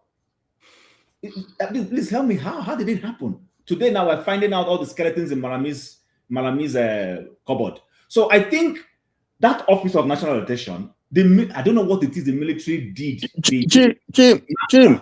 Jim is an allegation. No, he has not been proven guilty. Okay, as alleged. Allegedly. Let me, that's a new lexicon we now have. When you say something, you now say as alleged. Like Dr. Damage's opinion is alleged. Everything said here, let's qualify it with alleged. Okay. But let me end here, and then hand over the floor. See, I think any serious government that really wants to change the psyche of Nigeria and the mindset, especially with all this bribery thing, you go to the airport. Do you know that some of these people who clean the toilets in the airport, they keep the tissue papers to themselves rather than putting the tissue paper where it should be? So when I use a washroom, I have access to tissue paper. You go to some airports, then they are the one holding it because they want to have interaction with you. Well done, sir. I want to, and they will now scroll tissue paper and hand over to you. They will tear and hand over to you, and they say, "Well done, sir. I was here to help you." What kind of culture is that? Put the damn thing where it's supposed to be so that when I go use it, I use it. But the lady is holding it. In fact, some of them even sabotage water running in those places. So there is a huge decay in the mind of the average citizen that needs a shift. And until we have a leadership that begins to realize, listen, I want to empower my people. Listen, poverty has been weaponized by our politicians. People want you to come around their homes during Christmas and then they're giving you an envelope. Or when the man goes to Bodyland, they go and gather on the street and there's a long queue. That was a vision I had. Man, exactly. So until the president is saying, I don't want people to come and hang around me, let them live a good life. That's the only time the psyche of the average Nigerian will change. But if it is with these guys we see right now, it's going to get worse. Okay, I don't want to go to controversial. Let me get to the next person. I think the next person is Mazi. Let's bring the Mazi in. You know, it's like a chief's name, you know, when they say Mazi. But I thank you for joining me. Is there anything we can do to stop this begging culture? Let me just play this video quickly. Just hold on for a second. Let me just play the video quickly so we can see what I'm talking about. Money, I'm angry. Did you say it? I'm angry. I need money. I need money. You know me. Give you anything? Show me love. Show you love? HSPD coming to Nigeria is the most embarrassing thing I have seen this week. HSPD has gone to a lot of African countries. No embarrassment, peace, nothing. These guys spent less than 24 hours. Everywhere just looks so rowdy, messed up, like as if they know it was coming. Like, why is it not looking organized? Like Nigeria, I beg. Imagine the moment Speed landed Nigeria, you see a lot of begging, asking for handouts. Imagine, that was so embarrassing. That was so embarrassing. Speed went to Kenya. You see the love people in Kenya was giving Speed. Love, real love. They're just happy to see Speed. But Nigerian own is that you see grown men begging 10,000, give me $10,000. They're already begging for money already. That young man, come on, bro, this boy just turned 21, man. Just turned 21. He already started doing begging. I never seen any Kenyan person that was doing begging on live stream. They were doing different activities to show Speed about Kenya, how it is, and different activities. You come to Nigerian own. The only thing you are seeing is people looking for, they are begging, they're looking for handout, begging. Ghana, you're the only one that can save West Africa from this bad image. You're the only ones. Because Nigerian own, Welcome to the channel. It's Nigeria. Thanks for clicking on this video. Oh my God. Guys, I'm laughing because what I've been hearing. No, let me not just embarrass Nigerians even, because they say we are a laughing stock now. That is what this week has revealed among these that grown men. They are not poor. They don't look poor. Some of them don't look poor. They were one of them was well dressed and everything, was begging for money, jogging along the car, begging for money. Even the one that is doing weightlifting is begging for money. Is there anything we can do to remind our people how to be a little bit more reserved? Like at least to foreigners that just get in short, let me do a guest. You know, let's draw the line in guests. If a guest is in the country, maybe we should rein in some of this our behavior. Is there any way to pull it back a little bit? Mazi, please, I don't know whether you have any suggestion for this, because I don't have a clue how to get around this other than, you know, whipping people. Can I just bring this thing for you then? So please, when you're talking, can somebody eventually please help me understand the word sir? Please, can you tell me what sir means? Is when if I say sir to forefathers, does that mean I'm now licking forefathers? Yo, ignore that. I still in the comments. Ignore it. Ignore it. Everybody. Forefathers, good evening, and good evening, my friends. In Igbo language, we do say "manu pafra pafa pafugo." You know, the oil, palm oil is poured, you know, on the ground. You cannot remedy it. You cannot bring it back. There is a decay. The society has rotten. It's rotten society. From Asurok to the cleaner. Everywhere is rotten. I don't know how we are going to remedy the image of Nigeria. Tell me where any sector that is working. You are talking about these people. Go to the ministries. Go to the ministries. If you are not, in fact, you have your envelope must be full. If you are looking for something, you have your money, you want to register a company. You have to see them. Otherwise, your file will be, you know, taken from you, put on the carpet, and that is it. It's a rotten society. That's why you see us everywhere running away from our country, because the society is rotten. Look at that young man. He was embarrassed. Everywhere was messed up, garbages everywhere, stinking. And when you say that Nigeria cities are stinking, people would think that you are just you are trying to, you know, talk bad about Nigeria. I've said it here before. Tell me any city in Nigeria that has running water, because if you have running water, you can keep your place clean. Even Lagos, as we speak, there's no running water in Lagos. There's no running water in most places in Abuja. In most places in Abuja, there's no running water. Or you have to dig your own water. Abuja is the newest capital in the whole world, because it was 1975 or 1976. But look at Abuja, is, you know, the plan is zero. Everybody is building Abuja is anyhow not you like. bad, though. Are we including Abuja in this? Are we dragged Of Abuja course, into this? of course, because don't because you maybe when you are living as Metama, you know, if you go to other places, forefathers, there is a place they will show you in Abuja. You will never ever in your life dream that this is Abuja, and this is about 5 kilometers to the seat of power. The Abuja I know some parts are not good at all. Like, you know, it's not the best. Forefathers, sorry, is there pipe-borne water in Abuja? Anywhere in Abuja, pipe-borne water? Yes, there is. Please, I've not seen it, but there must be. No, because I know. Hold on, Master, hold on. I know the design; it was there, but I don't know if it's existing. So the water is there. I can. It's working. There is pipe-borne water in Abuja. But excuse me. When we talk about Abuja now, like in the where I live here, it's a village of about 7,000 people. There is everything is working. I'm not talking about Metama. We know Nigeria everywhere. In Kano, my hometown, there's no pipe-borne water. That's what I'm saying. Yeah. No. That's what I'm saying. So please, that young man was embarrassed, because if you look at his where he previously visited, look at the kind of courtesy, the kind of gesture they gave him, the kind of entertainment he had. I watched him crossing to Benin Republic. Look at how he was entertained. And yeah, Benin Republic wasn't bad, you know.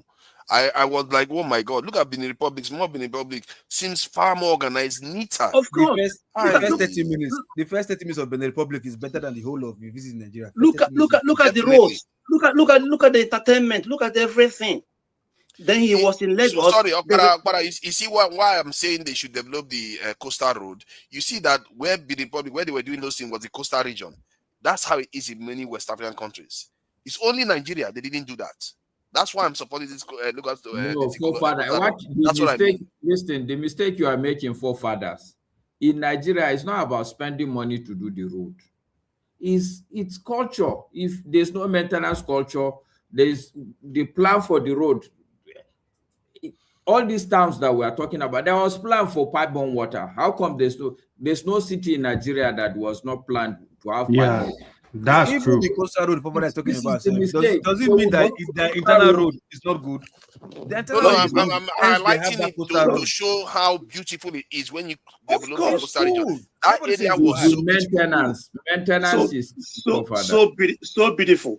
And again, he entered one shop, and somebody was trying to bring a tribe language, asking him, "Are you want to be Yoruba or Igbo?" Even the guy was like, "No. Madipara is that narrative is a wrong narrative. People are pushing. Yeah, it's a wrong narrative.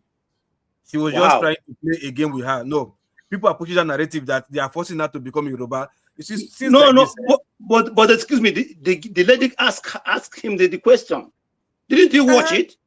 It was a question. Hold on, no. People are saying, excuse me, but that was never necessary. No, that was never necessary. Bringing Yoruba Igbo was never necessary. Hold on. She said you are giving Yoruba vibe. I can see you like this guy. Yeah, it wasn't a big deal, bro. Yeah, but it's not necessary now. Is the point? Is it necessary? Is that why? Is it necessary? No, it's not. No, you guys are saying it as if he knows the difference. He doesn't know the difference. If you watch the video, the lady just said, wait. So the difference. Is it necessary? No. Well, it depends. Allow to finish so that we can move it around, because I'll finish. Let me finish.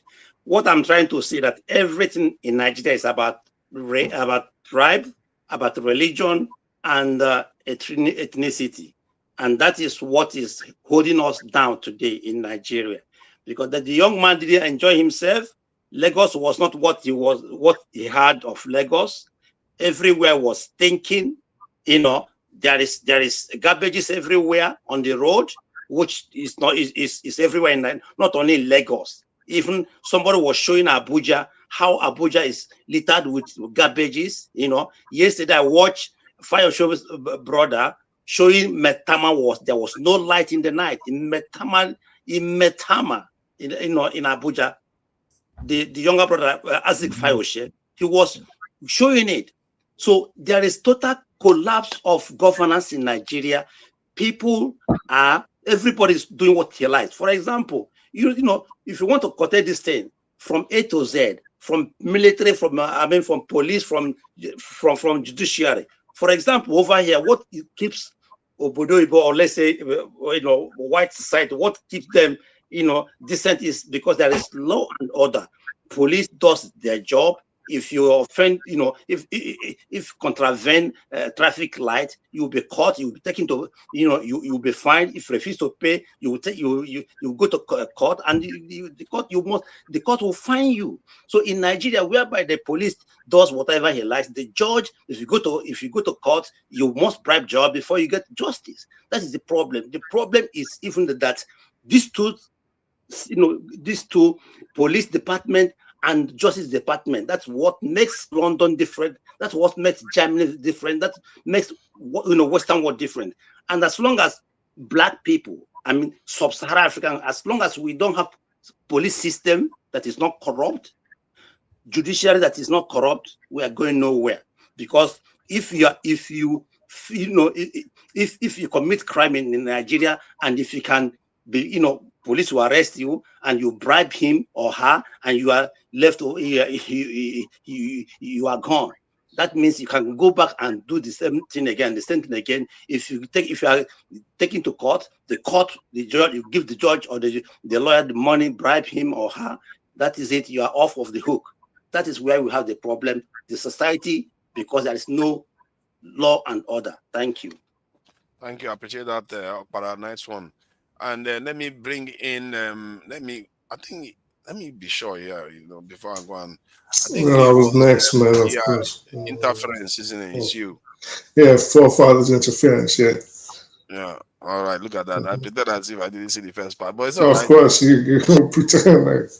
So what do you make of this? Because personally, I just want this to stop. Is there any way we can stop this without burning the country down and start it all over? You don't have to burn it down. It's just you got to make people accountable for their actions. Simple. So Nigerians don't like accountability. They don't like to pay for their crimes. They're unruly. They're wild.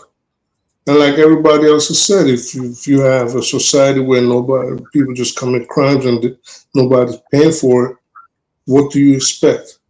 For example, listen,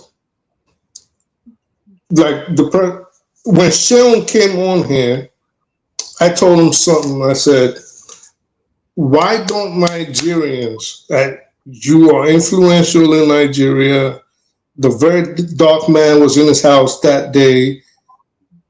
Obviously, they said they were discussing how to form a political party, but you guys are known for eschewing corruption. You're known for abhorring corruption, right? So I said, why don't you guys say, for 30 days, we're not paying bribes, or even 21 days, because we know if you do something for 21 days, it becomes a habit. You know what he told me? Oh, well, it is not going to work. It's not going to work. And I'm like, okay, your marches haven't worked. Your protests haven't worked. Your riots haven't worked. But you could actually have some form of civil disobedience through your actions. But guess what? Obviously, you guys don't want it. If you decided in Nigeria today, you guys are the so-called the clean guys, if you said for 21 days, because the authorities are not arresting people, they're not locking, you know what I mean? Like, for 21 days, we're not paying bribes. You can easily spread that around the country and say, starting so day, we're not paying bribes, we're not taking bribes. I don't see why that is hard. Maybe that's something I'm missing. Maybe there's something I'm not understanding the way they think. But I don't think it should be. For 21 days, they're not going to go back to it. Well, I say 21 days symbolically. So if we started, can we continue it, is my point. But because we know it is ingrained in them, let's give them a date and say, oh, until XYZ date.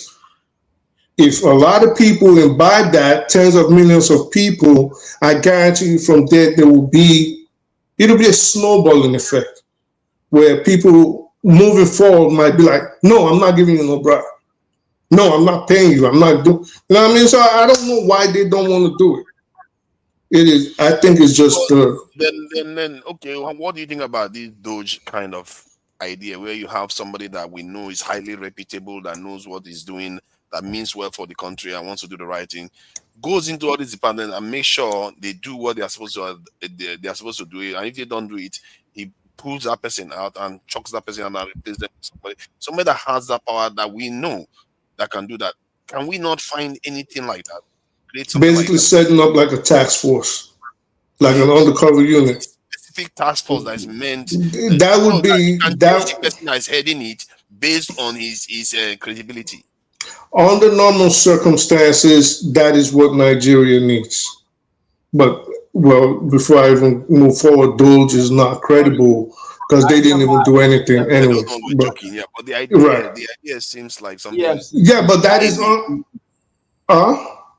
We have all these institutions. It's just that exactly. So having them is not having them setting them exactly. That's not it's the implementation exactly. So it's not problem. Enforcement. I told you our problem. You have the ICPC, you have the EFCC, you have all these other crime fighting units. Maybe can appoint somebody to like somebody that they know this person has very very upstanding against corruption and everything. Gives this person the power. Goes to every institution, every department, any issue that arising, he's cleans out. Is it okay? Is it okay if this guy, if this same guy, is it okay if this same guy that we want to put in charge? Remember, Ribadu was like that. So is this okay? This same guy we want to put in charge arrests Remy Tinubu if he finds her corrupt or she.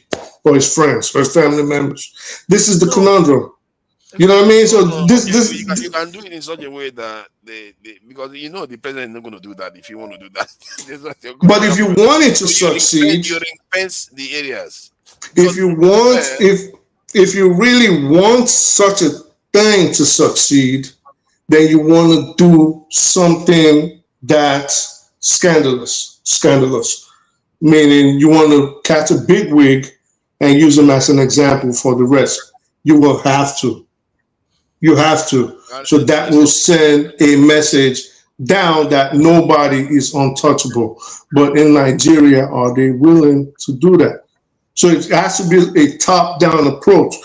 Personally, I think, for example, Lagos is overcrowded, way too overcrowded. And you have to start figuring out a way to spread people out to neighboring states and discourage most people from staying there. And those that really do not have a business and are not of any benefit to that society, you got to find a way to kick them out.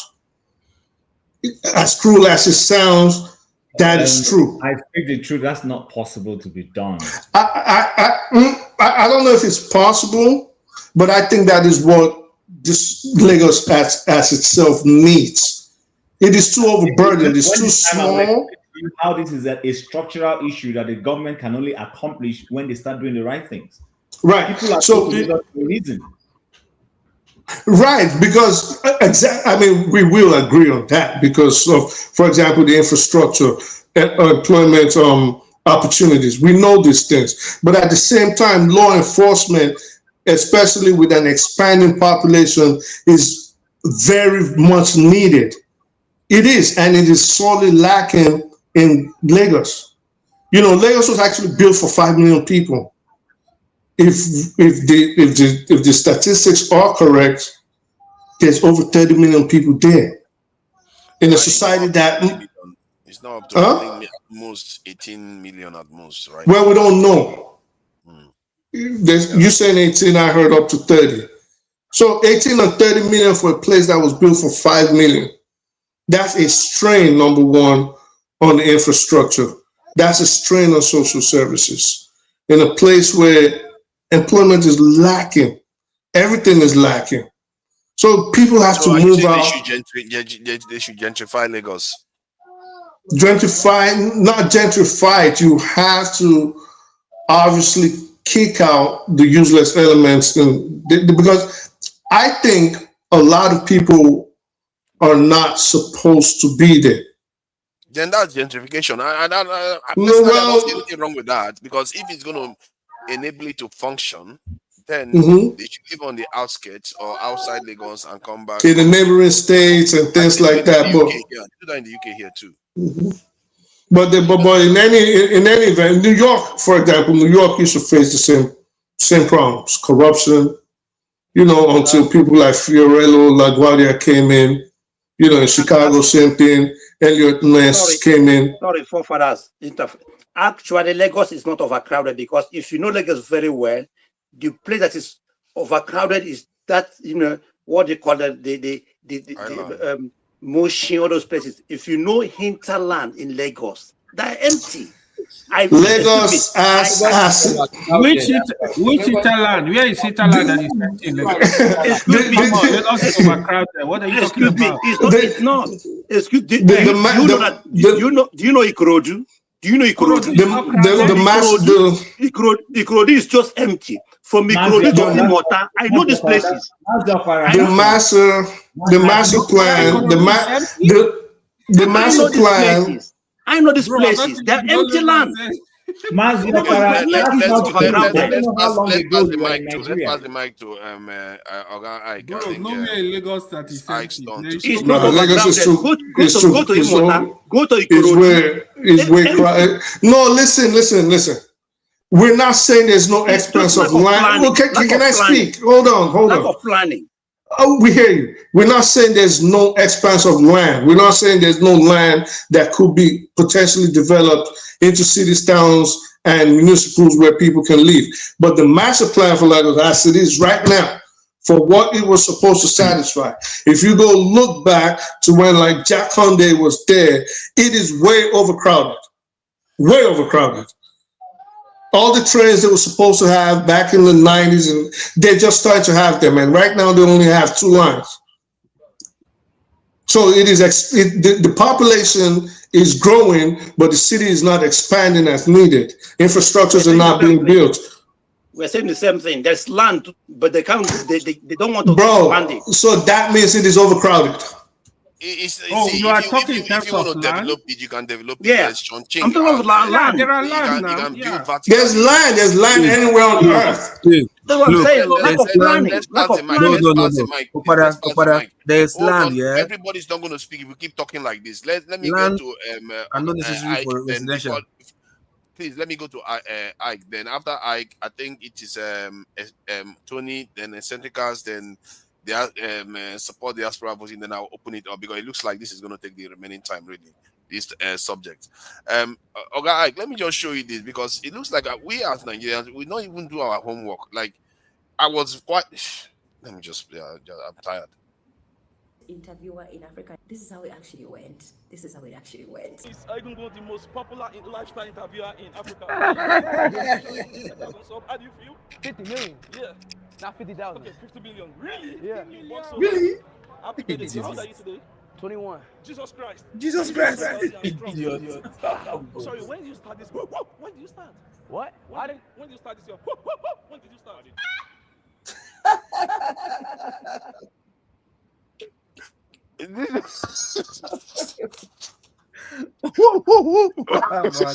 Oh God! You see, shit, man. Is this what we are elevating now? We elevate useless people that talk nonsense. I don't know what they're talking about. It's Lagos, so is this Mumu Lagos? That is what we are dealing with. That is the best interviewer in Nigeria. Lagos. He didn't even know the age of the person he was interviewing. He didn't have a. Okay, please go ahead. I don't know what you make of it, because this is really embarrassing. I don't know whether you even checked ISHO speed up. I have never felt so embarrassed by Nigeria. This is bad. And you're muted. All the while I was listening, I was hearing gun. Everything is about gun. Now we jump to begging. Which one are we, you know? Is it begging we are talking about right now, or we are talking about gun? Because it was all about argument of gun, you know. But I think the issue of, let me talk about the issue of begging. I don't know any other thing you guys are talking about. I think that we used to say that charity begins at home. If you have to be honest with you here, most of us here don't give our brothers or sisters money to do anything for us in Nigeria. And all of us know the reason why we don't do that. You just have to be honest with yourself. Because even your brother or your sister you think that is going to do the thing for you, they are the people who are going to make you dry. Because everything they have to do for you, they will add 1,000% to it. You see people, sometimes you are from Imo State, but somebody from Anambra State, your friend is doing something for you in your village. If you have to be honest with you, that's what is happening in Nigeria. So it's a moral decay that we have in Nigeria, that nobody want to do anything free, not only doing something with, you know, with joy and happiness. You feel fulfilled that you were able to do something for forefather who is not available, and stop thinking about the reward you're going to get later. Right? So it is something that has been imbibed in Nigeria. Are you going to blame the people that are begging? Your so-called leaders, they put them in a situation where they have to see that begging is normal, because they are stealing the common way that belongs to everybody. Right? So when you see a situation like that, the person that is begging you, is there anywhere in Nigeria, if you are honest with you, Maska is in Nigeria, is there any office in Nigeria today that you are going to enter and you're going to get the paper that you need free, even stamp? Is there anywhere that it happens in Nigeria? It does not happen. And they will tell you, if you don't pay money for that stamp, you are not getting anything. And that's the point. That's the story. Have you ever have a document where you live and you ask somebody to go and, okay, example, foreign ministry, maybe you don't have anybody in Abuja and you want to go to Lagos where they have the liaison office. The same charge they will charge you in Abuja is that what they will charge you in Lagos. They tell you, if you don't want to go to Abuja, you know. So we're in a situation whereby that nothing is working. It's the same thing. In Nigeria, we have, you know, politicians has made Nigerians, a lot of us have no conscience anymore, as long as it has to do with money. Because you that live in abroad, they think that there is a way you planted dollar in your backyard. So every 6 months, you go and pluck your dollar.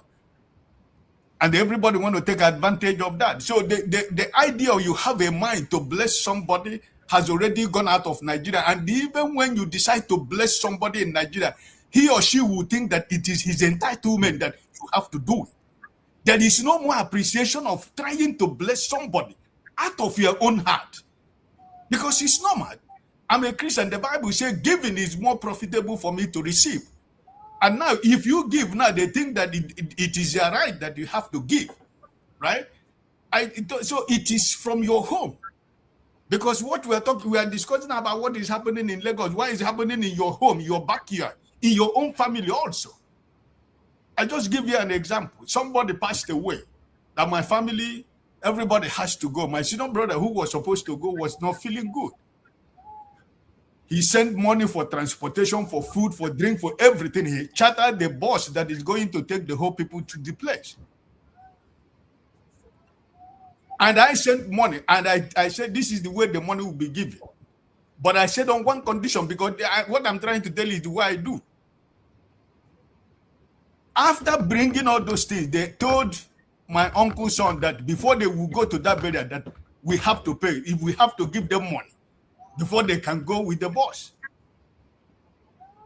That my senior brother have to pay them money for them to go. If not, they are not going to go. And when my senior brother told me, I told the guy, listen, those money that I wrote names for the people that are going to, the elderly one that are supposed to get that money after the burial, keep the money. If it is only you that is going to go to that burial, go to burial with everything that we have been bought to go to the burial.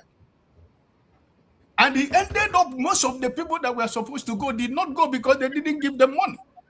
And when he came back, I told him, take those money to certain people certain women in the villages that I know that, you know, I say, go and bless so people in the village. So this is what I'm telling you. A lot of us who are living outside Nigeria here, we you know, our families sometimes turn us into a money-making machine, because everything you have to do, they have to charge you what they're going to do, even though that they are going to be the people that are going to benefit from everything you're doing. But no, because they believe that it is an entitlement that you have to give them money. They forget that every celebration, every Christmas, every New Year, every Easter, every whatever celebration that is being made, you try to bless as much as you can. It doesn't matter to them anything. So it is something that we all should understand, that all of us are victim of that. Because I am telling you, most of us who live here, for you to go and legalize a document, even in your own local government, it will cost you more than even when you fly yourself to go and do it. Even though when you go, they find out that you're from outside. That's another double wahala, because you're going to pay from your nose. Because everybody wants to take advantage. After all, this is my chance. At the end of the day, they don't pay me salary.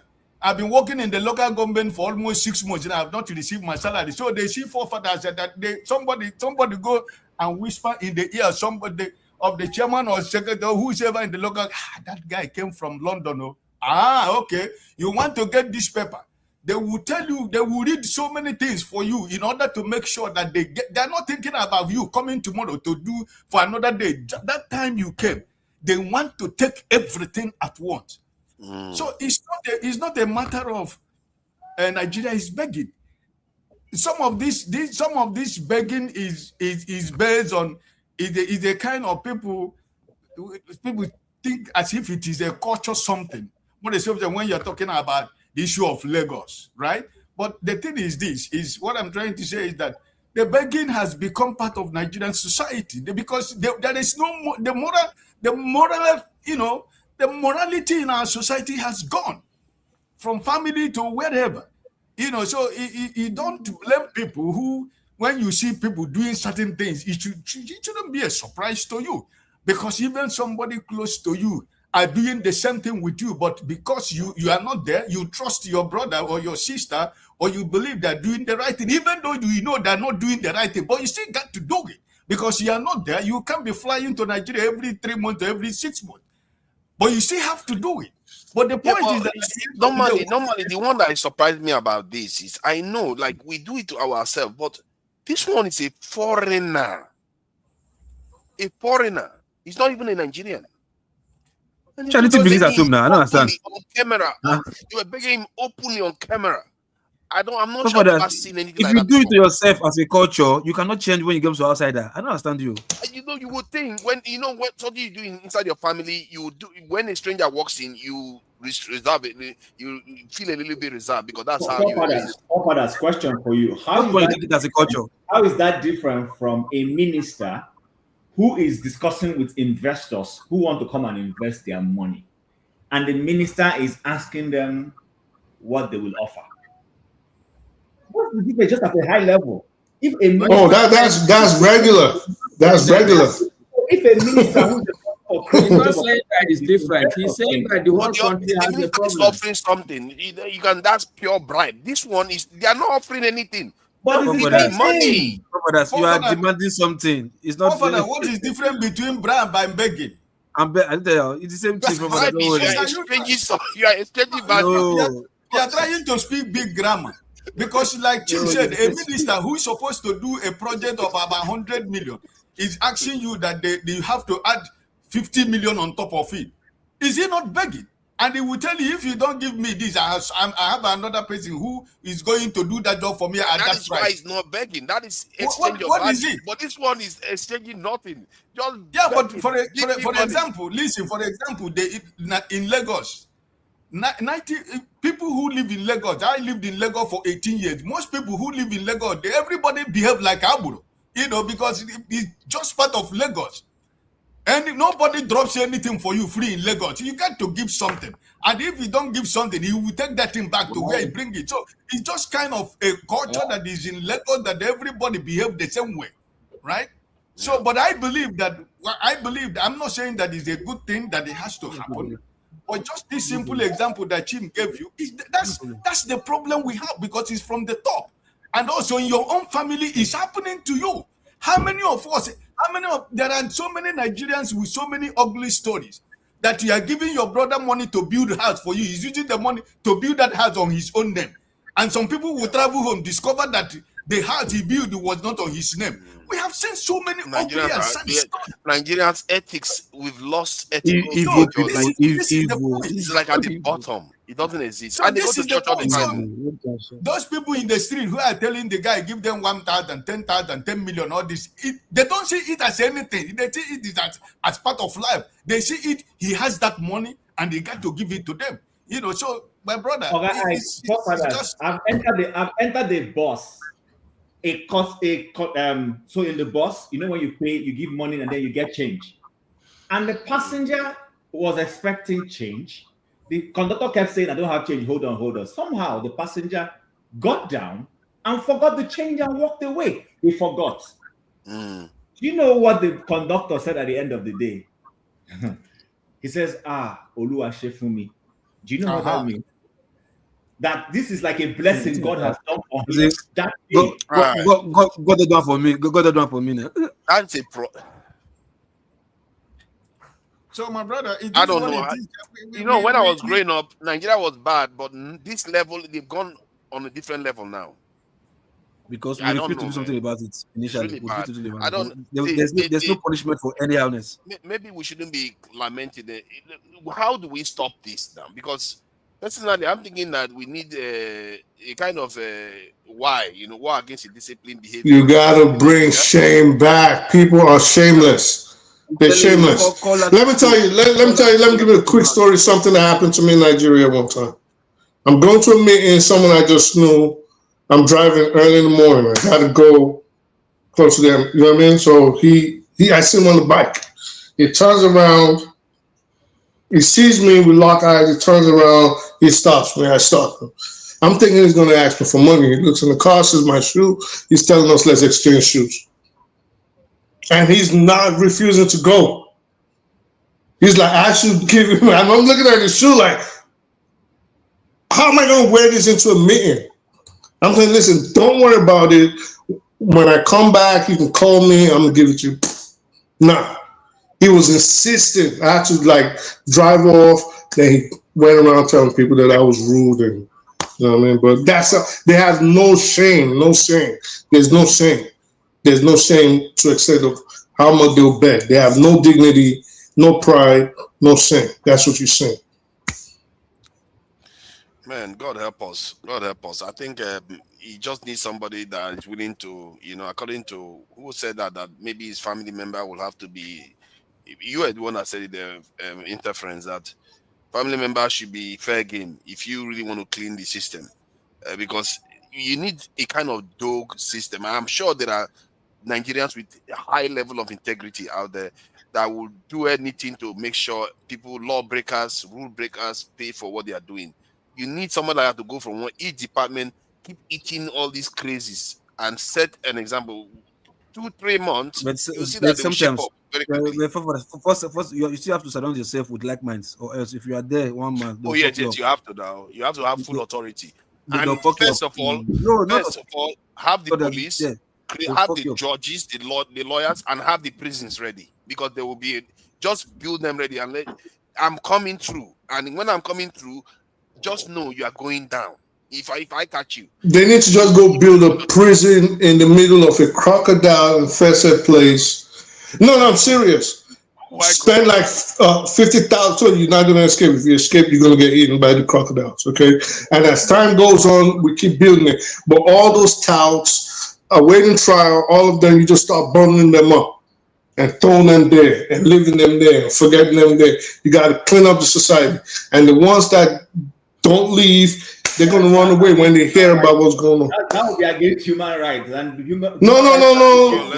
You will have to violate it at some point. It's sad, but you will have to. You have to clean it up. You have to clean it up. And it's doable. It's not like undoable. If a president is serious, empower one person that you know is high level intelligence, surrounding with people, loyal people that are going to do the job, line up the judges, line up. They do that in this country. When there was a riot in this country, you need to see the judges were working 24/7. Like they were convicting people left and right. If they catch you stealing one leg of shoe, they will convict you. Well, if that was possible, then Yaya Bello would be in prison under this. Exactly. That's what I mean. Now, if you mean business, you send this person in, and the moment they go, Yaya Bello is previous one. We're talking about people still defecate in the streets. People still defecate on the streets in Nigeria. They were showing some people that went for Dirty December. People are actually pulling out their slung and peeing. Looking at the woman like this, peeing, defecating. Like, come on, son. Like, at what point does your IQ tell you you're acting like an animal? At what point does your brain tell you? Even worse, even in Africa now. Like, we are not even living up to African standard anymore. That is how bad it is now. It's really bad. Like Kenya, Ethiopia, South Africa, Zimbabwe. We are not even living up to their standard anymore. It's getting out of control. Something needs to be done. I don't know whether this president is interested in it, but any president that is interested in it, she just appoint somebody with high integrity, go from one ministry to another, and keep circling. And have because one of the problems in Nigeria is that the legal system, judiciary is a paralytic system whereby they keep adjourning and adjourning. No. That should stop. They should make sure they try the case, find somebody guilty, send them to prison, and have the prisons ready. Build the prisons and let people know this is what is going to happen. Because we have to sooner or later have our societies get organized. I don't know. This is really it's getting out of control and it's becoming really embarrassing. We are going to lose tourism. We are going to lose investment because ordinary building ordinances they don't follow. I've sent you a video. There's a lady called Ichi Boots. She writes the one. So she came to Nigeria. Police were asked. I sent her play from minute 7.5. You see the embarrassment, and this is not new. So it's someone that was popular now. Ichi Boots. I need money. Give me money. Officers were asking her for bribe. Money. That white lady. We don't even do. Look at the interviewer.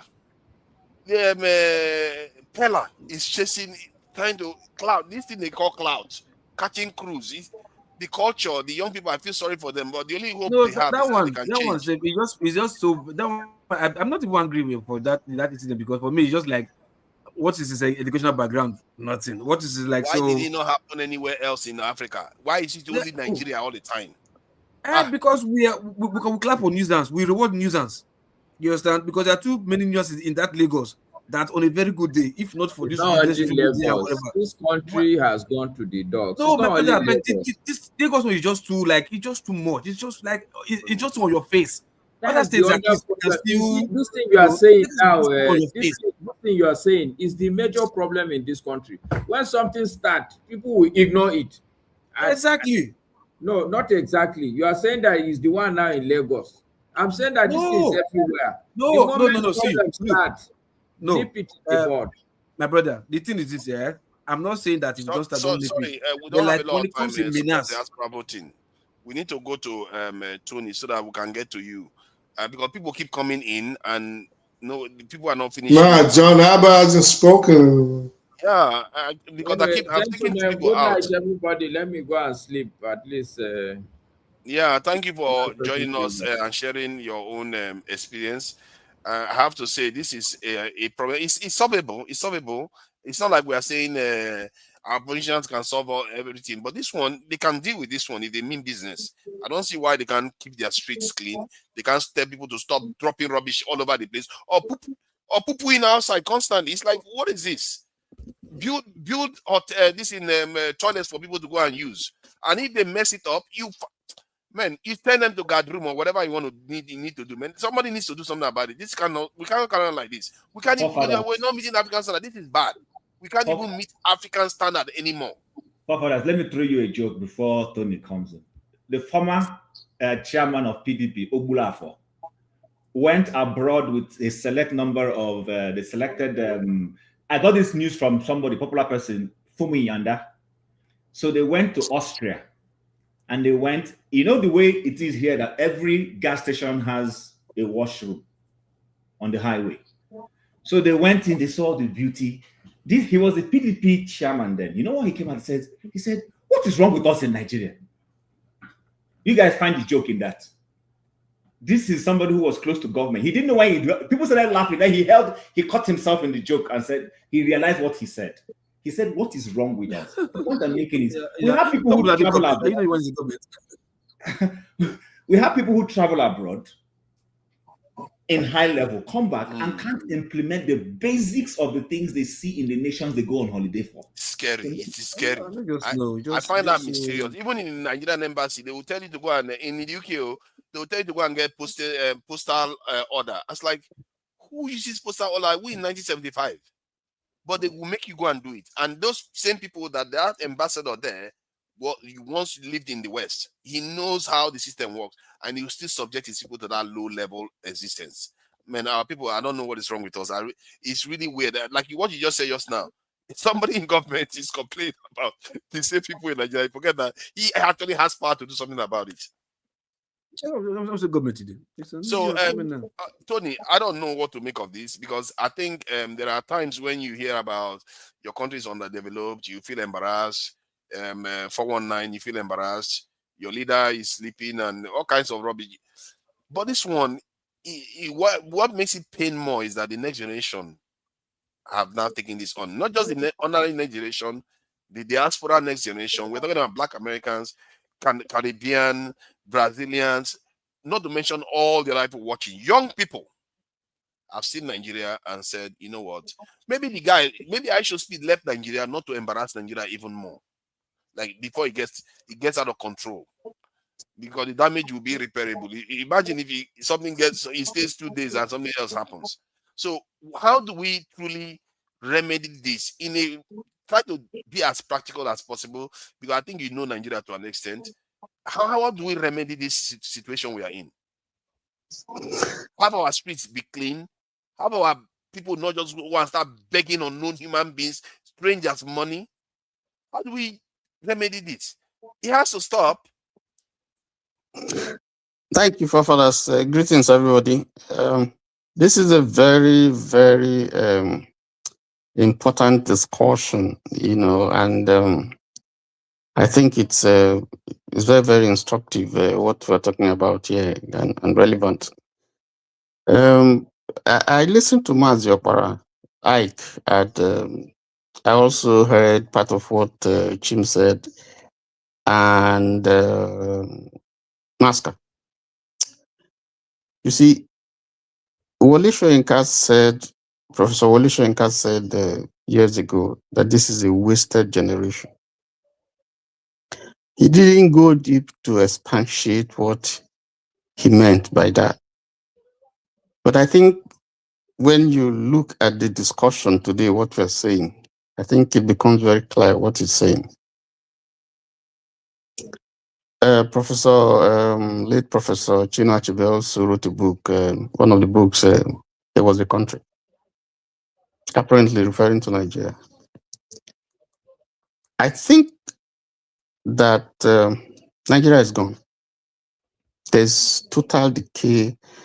The entire population is pauperized. So the culture, what some people have called the culture of begging, is real. And it's from the top to bottom. The big men beg. If you have been a contractor in Nigeria, I have had positions where I have to move my files, my papers, after doing jobs, or even before you get a job, from table to table and so on. And it's hell, the experience you go through. The implication is that because you know that is going to happen, your quotation is going to be very, very high. Because otherwise, you can't do the job. You can't do the job. No matter how honest you think you are. That's a reality. It's either you want the job or you don't want the job. It didn't start now. It didn't start with this government, and it has continued. There used to be a traditional way of begging many years ago, but now there's also what you call executive begging. I remember when I was, in Lagos before I moved down here. At the bus stop, you'll be driving and you see a young man dressed so well with tie, with a jerry can. And then you wind down it comes to close to your your window, you wind down, and then because you're looking at him and he wants to say something to you, so this must be and then he says, please, I was just passing by and they stole my wallet. Could you just help me? And you dip your hands in your pocket and you give him some money. And the next day you drive somewhere else, you see the same guy, the same story. Yet, Sorry. Someone go with jerry can, yeah, and tell you my car just finished in that day, please. So they'll show you the can, my card before you please give me something to buy for. They do that. So but even from the very young ones, I listened to AY and AY was saying, somebody told him that he has to give. AY was unkind. That is the truth. He was unkind to that person because that's the culture. The naira, the pounds, the dollar, the euro. I mean, forget not naira. The dollar, the pounds, the euro, the Dutch mark. They carry more weight than the naira. People feel glad when you give them foreign currency compared to the naira. In fact, the reason why Nigerian politicians prefer to give contracts to people abroad than people here? Because they are not caught up with the culture now. No. He doesn't even employ a Nigerian to head his company. No, that's not it. It's not because I concede that, yes, they do some good job. Foreigners do some good. Nigerians also do some good job. But the point is that by the time you mark it up, when you tell them to mark it up for you with so amount, and then you get the money in dollar. Yeah. And you put it somewhere. That fuels the bureau de change. They can hold the money there and use it to trade. So they start business. Man, and if you are in a seat where this... Sorry for interrupting you. Man, some of all this is... this week, I've been seeing things that just makes me very, very embarrassed. Really, the embarrassment is out of control. Do you know, like, I should speed himself. Hold on, sorry, I'm stopping because... No. No, it's painful. It's painful to be seen. It's just too much. It's too much. See, I should speed himself. You will see black people are his bodyguards. All the technical people are Europeans or Asians. When he went to this in Angola, when they were doing all kinds of stuff, you see black people dancing like this thing. Then when they wanted to do that drag racing thing, who were the people controlling it? Foreigners, not even black people in Angola. It's like, why are we not there when it comes to technical stuff? Why are we not present when it comes to actually doing things in technical stuff? It's like, it's like we still live in the 18th century where we just fodder, we shake our backside and that's it.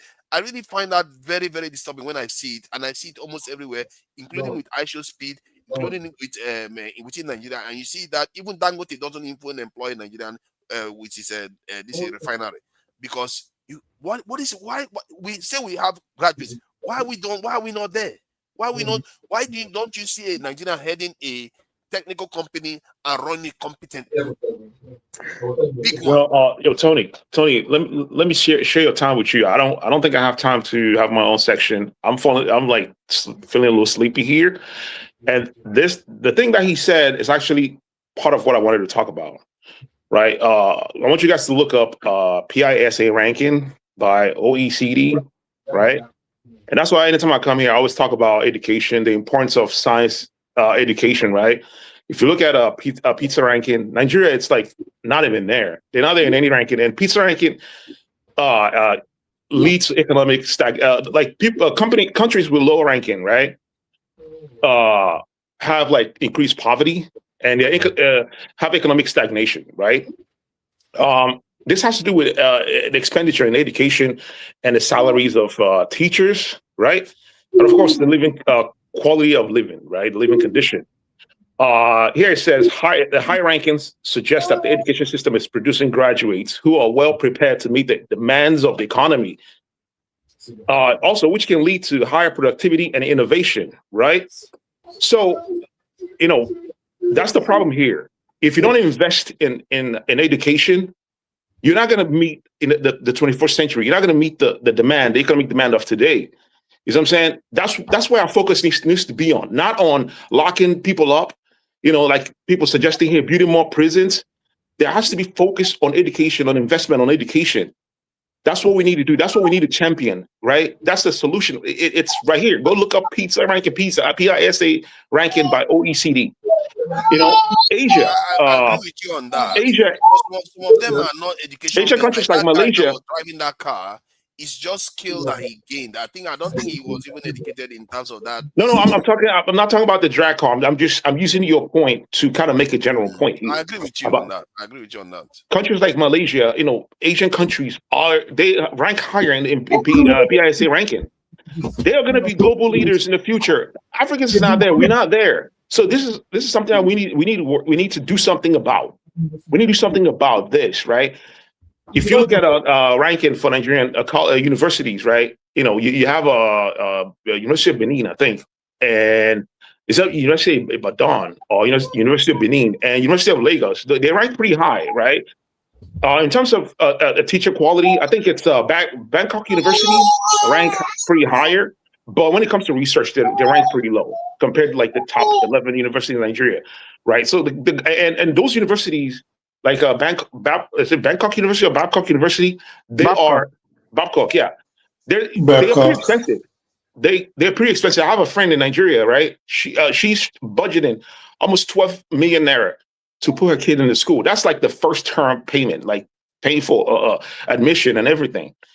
It's very expensive. The government needs to do something to subsidize this education or actually improve the government universities and colleges, right, and do something about the research. I remember us having this conversation the other day, and I also told you that it's one thing to train those people technically. Somebody needs to turn up their light to enable them. I think there's a bit of noise coming. The kids are talking, yeah.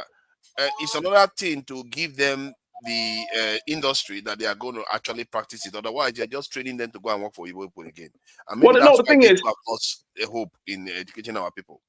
That's I agree with that, right? The issue of brain drain. It's an issue, right? But the thing is, the reason why you have a lot of people, out on the street begging for money is because they live in Lagos. Lagos has the demand that Lagos has. In order for you to actually succeed in Lagos, you have to have a higher education.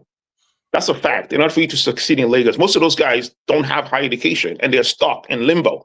So this is just a survival reaction. They are in a survival mode. And if you're in their shoes, you would have done the exact same thing. If you go to countries like Pakistan, you see people that beg for money on the street. They have people that beg for money, and these countries, mostly in the Arab country, rank pretty low. And countries in South America rank low in PISA ranking. African countries rank pretty low in the PISA ranking. It's not a coincidence that the countries that rank higher are the ones that are pioneering technological advancements, and we are below. So that's what we need to talk about. Because, locking people up, building more prisons does not address the problem. Tony, let me just interrupt. One minute, just 1 minute. Go ahead and round up, Tony. Thanks for the time. Just one minute, Tony. What I want to say. Go ahead. Thank you, sir. So we can, if anybody has been listening on here forever, one thing I've always pushed was education. Me and forefathers, we always go through this all the time. I always talk about the government needs to invest in education, but at the same time, you have to clean up the society. So it's not, you can walk and chew gum at the same time. We're not saying just start locking innocent people up. The society has a bunch of criminals, a lot of law violators. There has to be some sort of organization in that society. And if that comes with following the law, no matter how harsh it is, then so be it. But at the same time, yes, we've always said that, and I agree with you. We need to educate the populace. It is unfortunate that education is sorely lacking, but we need it. But we can do both. We can do both at the same time. You can clean up the society, and you can talk about the quality of education here. Okay. Educate. Of course, I'm not asking. I'm not. Of course, if we say education, we all know we want quality education. Everybody knows we want quality education. I think what you mean, can I round up? Let me just round up. Sorry. Thanks, Tony. Yeah. Forefathers, if you remember that we once had a situation where a cleaner in Murtala Mohammed International Airport found a bag containing foreign currencies in a bathroom, and she brought it out and handed it to her superiors. And if you read some of the things that were written in social media, insulting and abusing her, that God had given her opportunity to make money, and then she just went and frittered it away. So you see the culture. You see they just mistakenly transferred $300 million to a woman, $300 million to a woman account. Same thing happens. You gave it back. They started insulting her in Nigeria. Yeah. So when you behave that way, they see you as behaving like someone who. It's a culture. I mean, they're looking at it as something that is not part of our culture. That you did something obscene. Which is crazy because which is unfortunate. So, what are the solutions? For me, yes, education is important. But they don't understand. I don't think national orientation is important here, because what are you orientating? People know what is right. They know what is wrong. I think what is most critical is leadership. Because if I can look up and I see that the people who are leading me are criminals, people who have been convicted here and there, whether they are governors, whether they are chief of staff, or they are senators or members of House of Representatives or assemblymen or so. Or some people, if I can see someone who stole billions, someone like Maina, and then he's been honored to chair one of the very reputable organizations in Nigeria, calls him and makes him one of their board members or chair or whatever. You see the kind of society that we're building. So leadership is very, very critical. And like Obi would say, if you are not stealing, the people below you will not steal. And that's why leadership is critical. The kind of people, the kind of person, first of all, who has executive power, who is up, is important, because he becomes a mentor. But if you are compromised somehow, how can you say to someone who is behind you or below you not to chop when you are chopping? It is not possible. That message will not sink. So we need to tear down. We need to really tear down and begin to build afresh, because it's a cancer. People around you that believe in not stealing too now. I'm done. Please, everybody else speak. I have to say something on this, please. I think it's Jonah, but I'm trying to get through everybody. Will you let me speak today? I can just let it flow. I'm in a hurry. Just 2 minutes. I have to time it now. Otherwise, everybody's not going to be able to speak. We are running out. Fofana, give me a minute. Give me 1 minute. I just have 1 minute, please. Just give me 1 minute. Okay, Sandika, 1 minute, please. Okay. So this is, I want to push back on, what everyone's just saying over here. And the whole concept of tearing down and building from grounds up. You have to provide a blueprint of how we will do that. Because that's not an easy concept. Tearing a system down and building from ground up, it's not an easy concept. Also, there are crimes committed in America. There are people here in America that are victims of crime. If you go on the internet, you will find them. These are the things that happen in every society, right? Unfortunately, I just didn't have a good experience. Of course, because of where he was in Lagos, I bet you a large percentage of Lagosians are pretty good people. the ones that I've met, the ones that I've spoken with are pretty good people. They're not, those people, I should speak live, are not a representation of our country. All right. So let's not build that narrative here. Right. Also, of course, what we've seen is a feedback loop of poverty. That's what it is. Okay. And there are also issue of cognitive dissonance, right? Sorry. Of course. Yeah, time is up. All right. Thanks. That's it. Nice one. I hear what you're saying. I'm not sure they are not part of our country. Nobody's denying that Nigerians are like that too. 1 minute, please. If somebody 1 came and minute. say, "Oh, that's not Nigerians," Is it my turn? Please, I'm begging for 1 minute, please. Only 1 minute, please. Hold on. Let me find the. I beg. I did for work. Make I just give me 1 minute. Make I disappear, please. He's coming to. It's let me only see, 1 minute. I want. Forefather, I'm begging.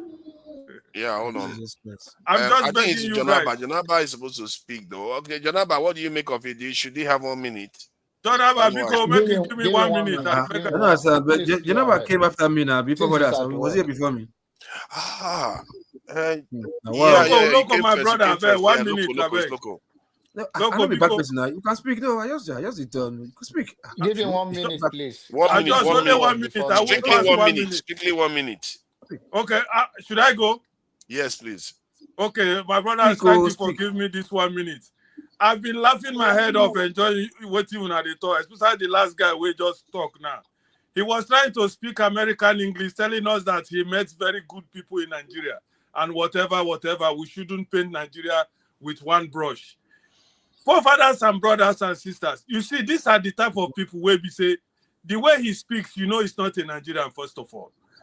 People will be Nigerian where they tell and say, "Na so it be there." Instead they come make arguments here, say, "No be so it be."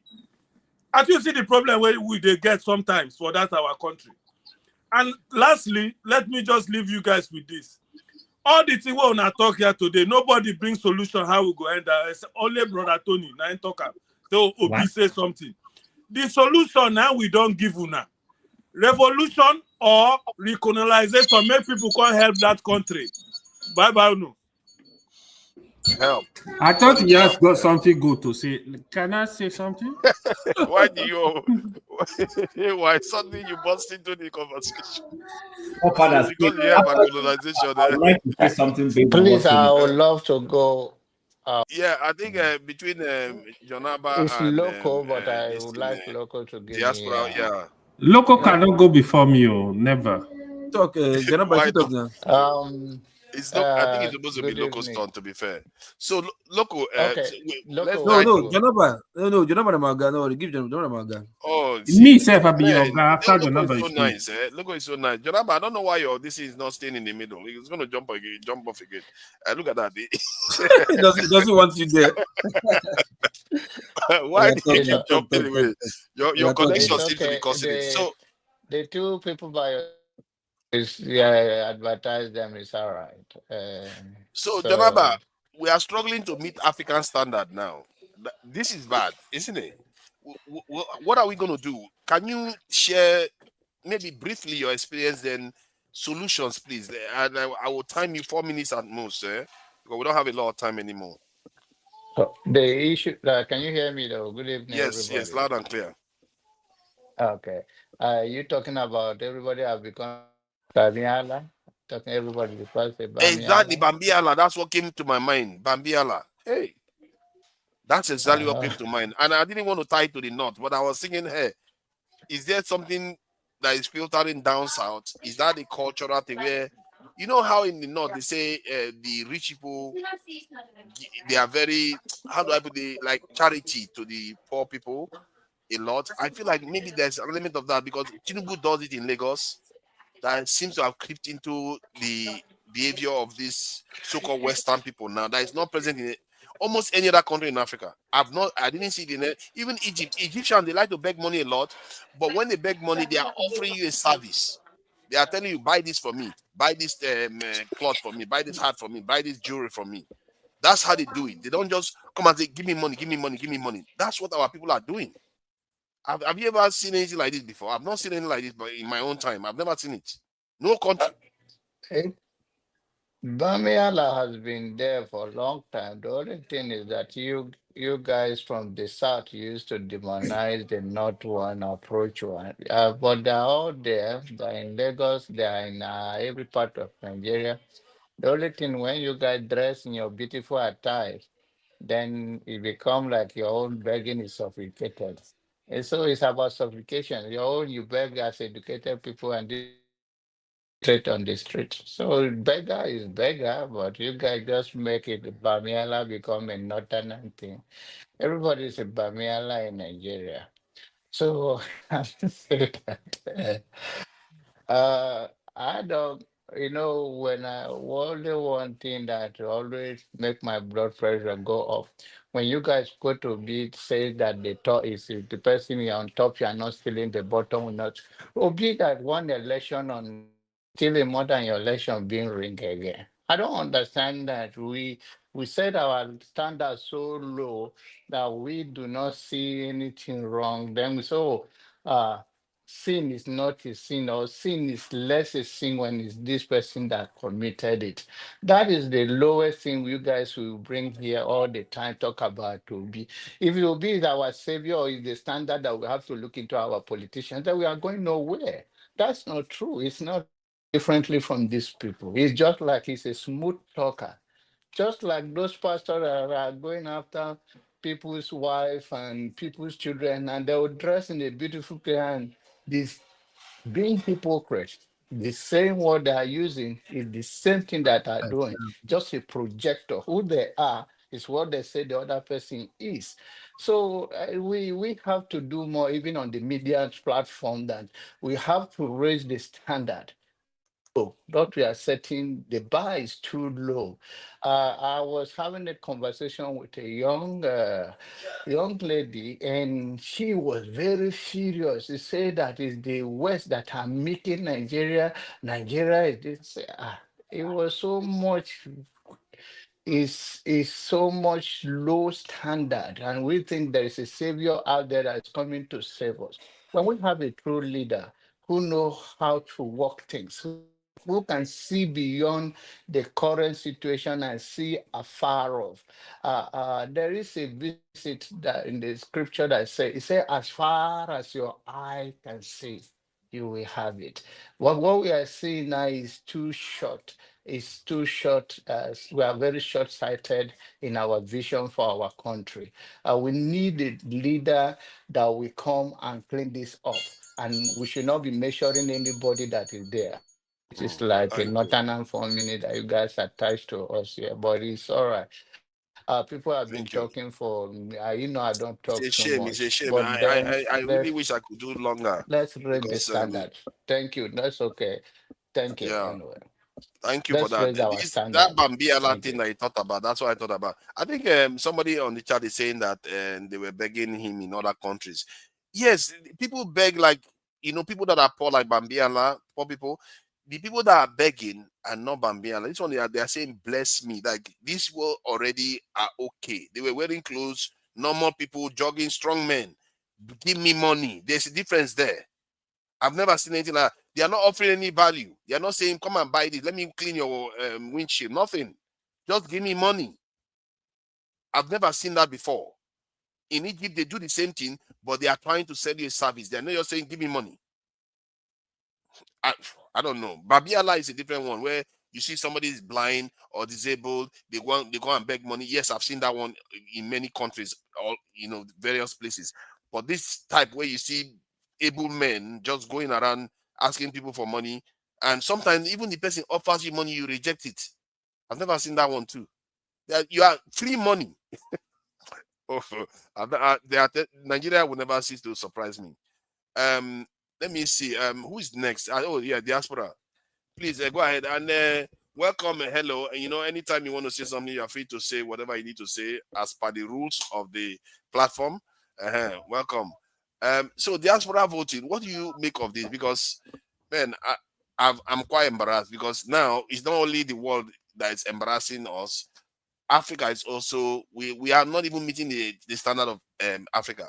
North Africa is just leaving us in the dust. Forget North Africa. I'm talking about poorer South African, sub-Saharan African countries.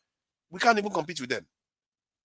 Kenya is poorer than Nigeria technically, but their roads are better maintained. It's not like their roads are better than ours in terms of the construction, but they just maintain it better.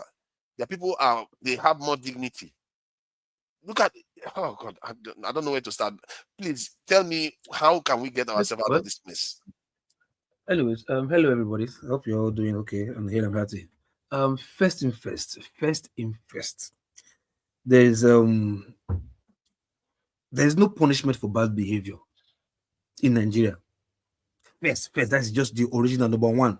No punishment for bad behavior, for anyhowness, even for immoral behavior. Not talk of committing crime. There's no punishment for any of these things.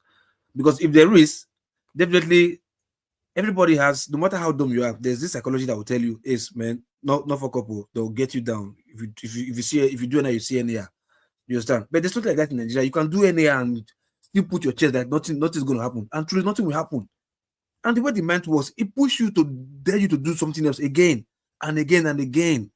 Because there's nothing punishable that comes your way. So that's how, like, nobody wants to work. Everybody wants free money. Nobody wants to work. You understand? But ideally, you're supposed to work to get more money. But everybody, if they have it their way, they don't have to sit, chill, and money does start making money. You understand? Nobody wants to go through the pain or to do something good. They just want to like chill and make money. So that's part of the anyhowness. You understand? That result of bad behavior, and still we don't get punished for it. You understand? And one other problem that I saw majorly, and this problem starting, I know it's not starting, it didn't come up now, but it started really its ugly head again. That whenever anything happens, any event that happens in Nigeria, yeah, if there's maybe something that doesn't go well, I've seen that people want to first of all take the lens of tribal bigotry and want to scrutinize it first before they check if there's any problem. I'll give you an example. This boy, Chukwueze, missed penalty. You did not check why did he miss penalty, what happened, why did he fucked up like that, why whatever, or was it because he was subbed in lately? That was how he played like that, or what? The only thing they could do first is to start to check because they Igbo man make him lose penalty. You always just the same thing that happened here just now. He had to have lost it because he was an IPOB member, man.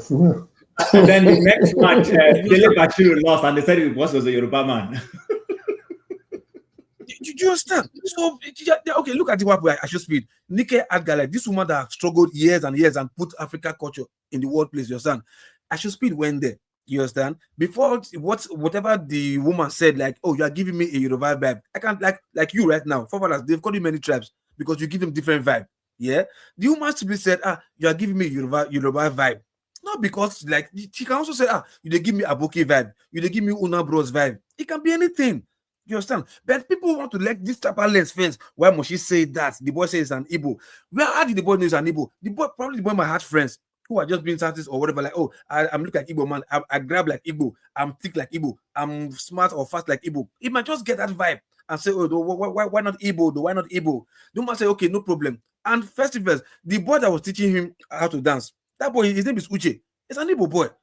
So why first you want to put that tribal lens to like, they're trying to force me to be you? I'm like, why? And that is another problem that's still causing issue in Nigeria. You understand? So if in as much as you want to see anyhowness, this is also part of anyhowness. Anything that happens in Nigeria, you want to put in tribal lens first to check. Meanwhile, the problem is there facing you. Tackle the problem. No, you want to check which tribe came from first, so I will know how to tackle the problem. It is a problem in Nigeria too. And that needs to stop. It needs to stop. For these other people begging, it's still any others. Will you blame them? Carry your phone right now. Type celebrity beggar in Lagos. The boy is a known beggar. He lives in Via or Lekki. He's well to do, but he doesn't have a job. What he does is begging. Celebrity beggar. What he does, he goes to where the celebrity are. He begs them money, especially the video. The video can give him 2 million. The video, this one can give him 1 million. This one wow. Yes. You see, now we are beginning to get to the crux of this. This is something that I've never heard of this before. Celebrity beggar. He lives comfortably in Lagos. He drives good cars. Even when Ashospi came, he was there. He came. His face was still there too. Can somebody tell me whether they've ever seen this in any other country? That somebody no, just from begging celebrities. Comfortably. He lives in Lekki or Via. Comfortably. Celebrity beggar. It's his name. He has mass following. You understand? He doesn't hide it. He tell me, hey, okay, give him 2 million. Meet another celebrity, that will tell you, okay, I give him 1 million. That's what he does. It's nothing like it's not shame about it. You understand? So my question is like this. Sorry? Which kind of juju they use? Just like that. You beg me and I give you 1 million. He's not promoting them. Who promoting who? The celebrities. He may be promoting. No, you know Nigeria. We have this stupid culture like if now you give pass or if you're encouraging nonsense behavior with money, you think you want to behave like I'm a big boy. I don't give 50,000. I give 1 million. I have to help people or people who beg. That makes me a bigger boy. So this you also go back to this. I better pass my neighbor. You want to show off that I'm doing more than every other person, so I'm the best.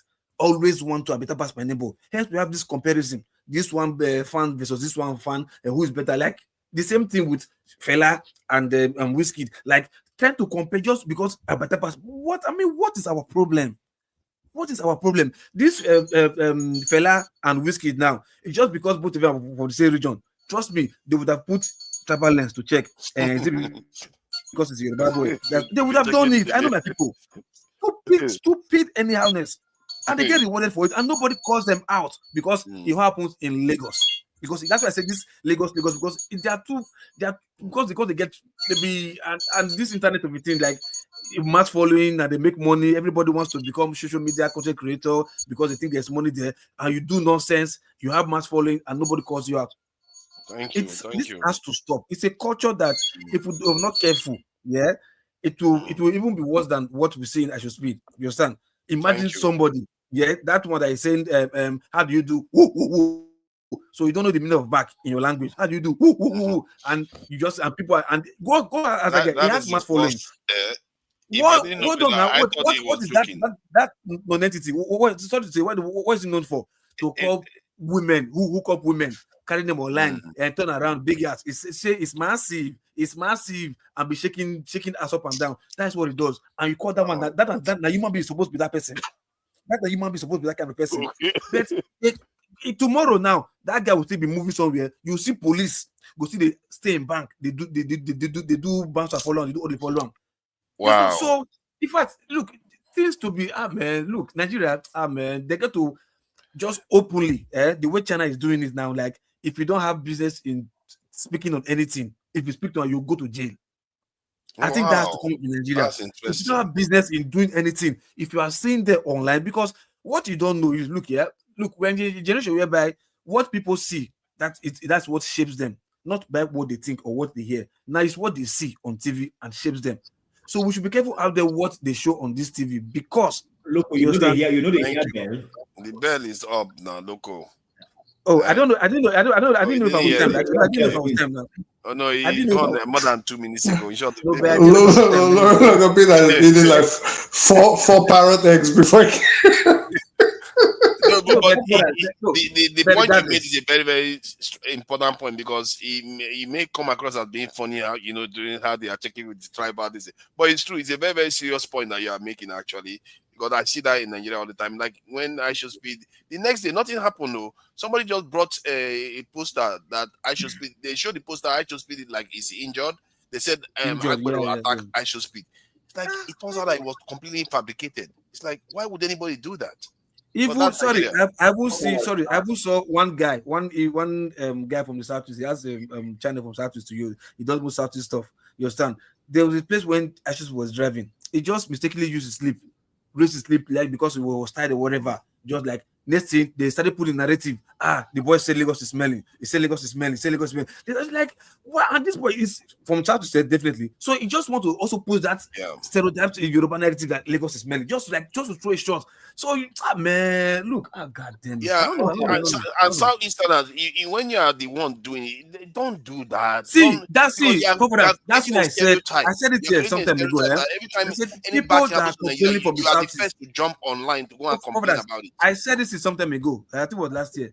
People from Southeast are complaining. They are like the Yorubas and the answer they are complaining about. They are the same people. They are like the same. It's just that because they are on the receiving end of somehow they shout.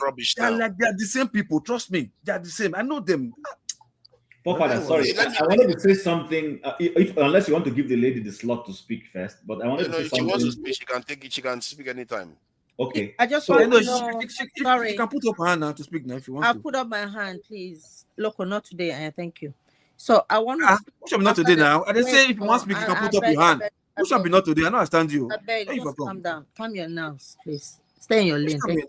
I beg. I take God beg you, please. I just want to say. For what now? I don't want to jump the line. Now, please, now don't raise your voice at me, please. I just want to say I don't want to jump straight now. Look, leave my sister. Leave her alone now. Hello. No, she attacked me now. She call my name and she attacked me now. Why should she come and attack me? Wait, why should they come and attack me? Please now. Loco, just leave it. Loco, let her be. Let her cut. Me, I don't go bend for you. I don't care whether I be woman or not be woman. All I want to say is that I don't want to jump the queue. I'm happy to be behind the person. I'm happy to allow people that came before me to speak. That's all I wanted to say. Thank you very much. Thank you. I appreciate that. I think everybody has spoken now. I put up my hand to speak now. I can't talk everybody about has spoken technically. Jim, you wanted to say something?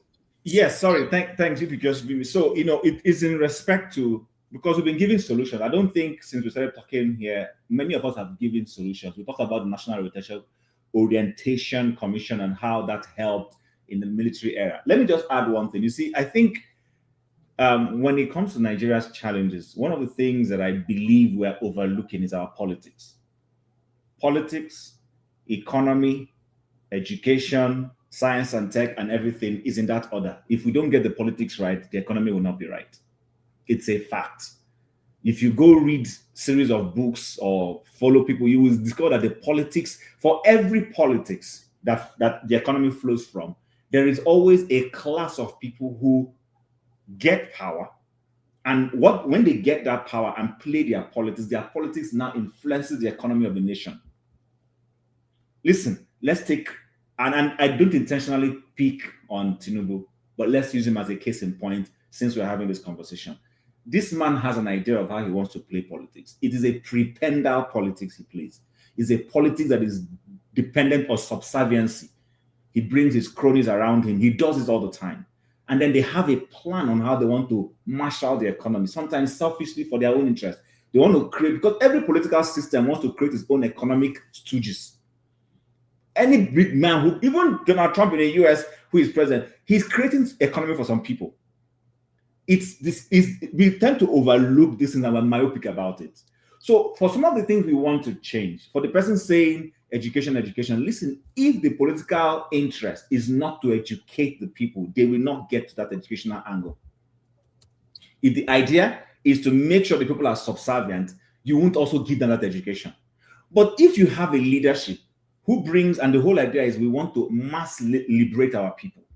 We want to be able to take this political power, empower the people, help them gain education so that they can also unleash their potentials. It will flow, it will cascade. It might look too theoretical, but that's a fact. When former President Buhari was in office, please, let's be honest, go and look at how the system flowed versus when we had an Obasanjo or even a Jonathan. You would see there was a difference in all of these things. But we always tend to overlook it. That's why, for me, the political angle is always critical. If we jump it, every other thing is just going to be a waste. Even this, your military defense that you keep talking about, if the guy who is there has no interest to secure the nation, he will be going to France. He will be simply going to France. And I'm using France as an axiom. It could be China. It could be anywhere.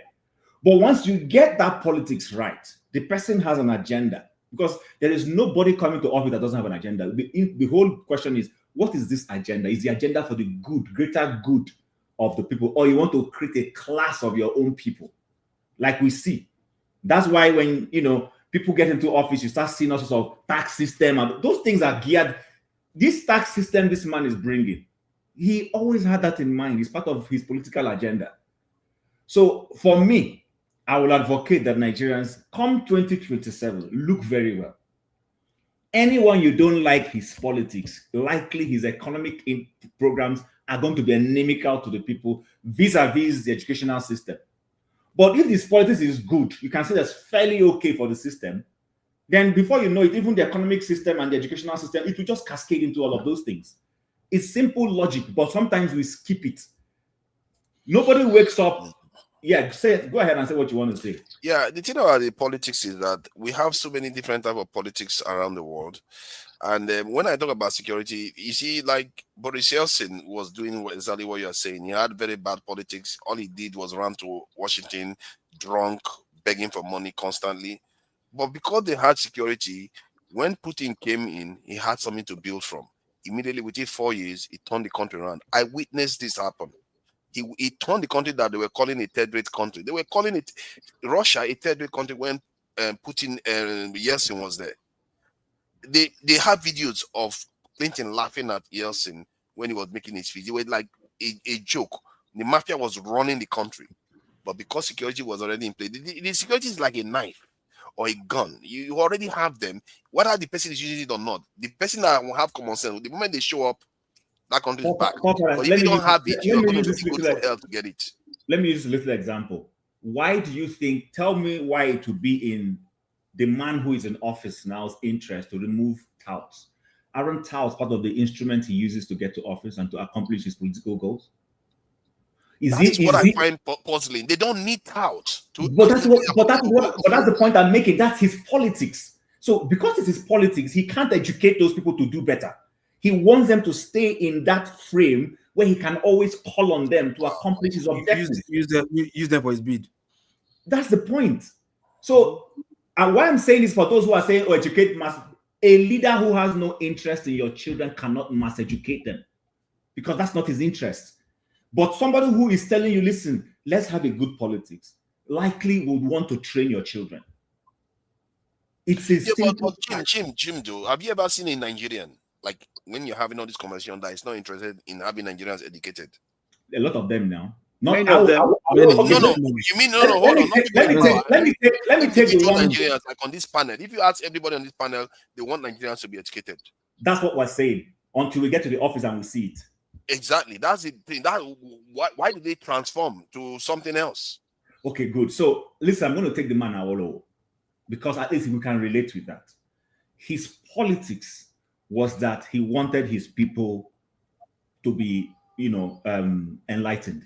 And you could see that even as premier in that little place where he was as premier, free education, infrastructure, he was doing a lot of things. Listen, we might have other things to say about him, especially when it comes to ethnicity and code, those who want to go that line. But you could see clearly this guy's roadmap of what he was trying to accomplish. And the southwest of Nigeria is still enjoying the vegetables of that thing till today.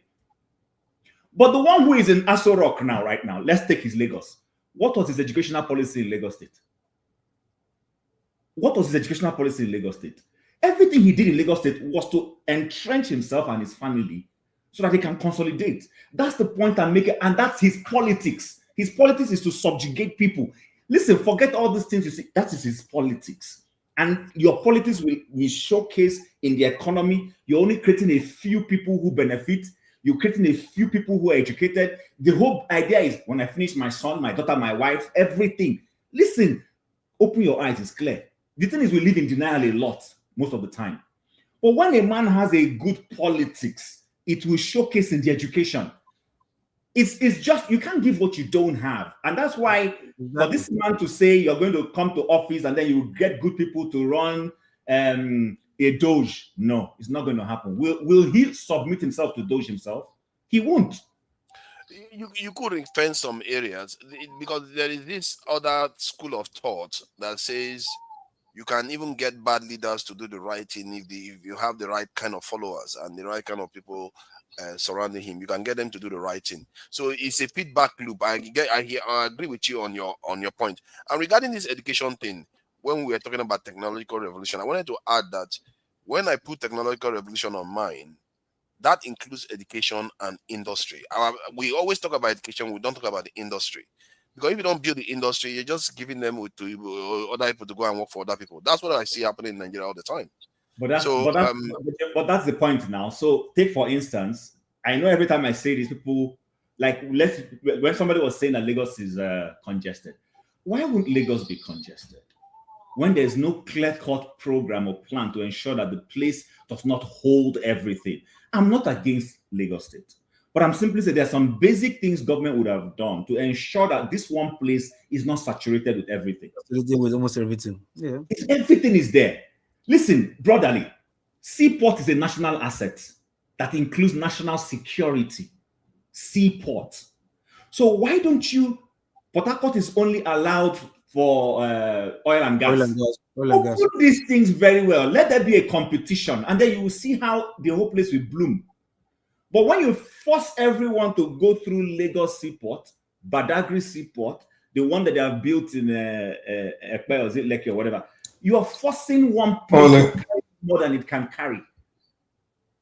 You're forcing one place. But when you liberalize these things, then those who are, you see that there are people who have no business coming to Lagos. There are people who don't. But Chim, all of this is not going to work, or it's not going to be achievable insofar as the federal government is as powerful as it is. I agree with everything you say, but we have to somehow divest some of the powers that the federal government holds on, for example, the ports, right? Why can't they be region run? Why can't they be state run?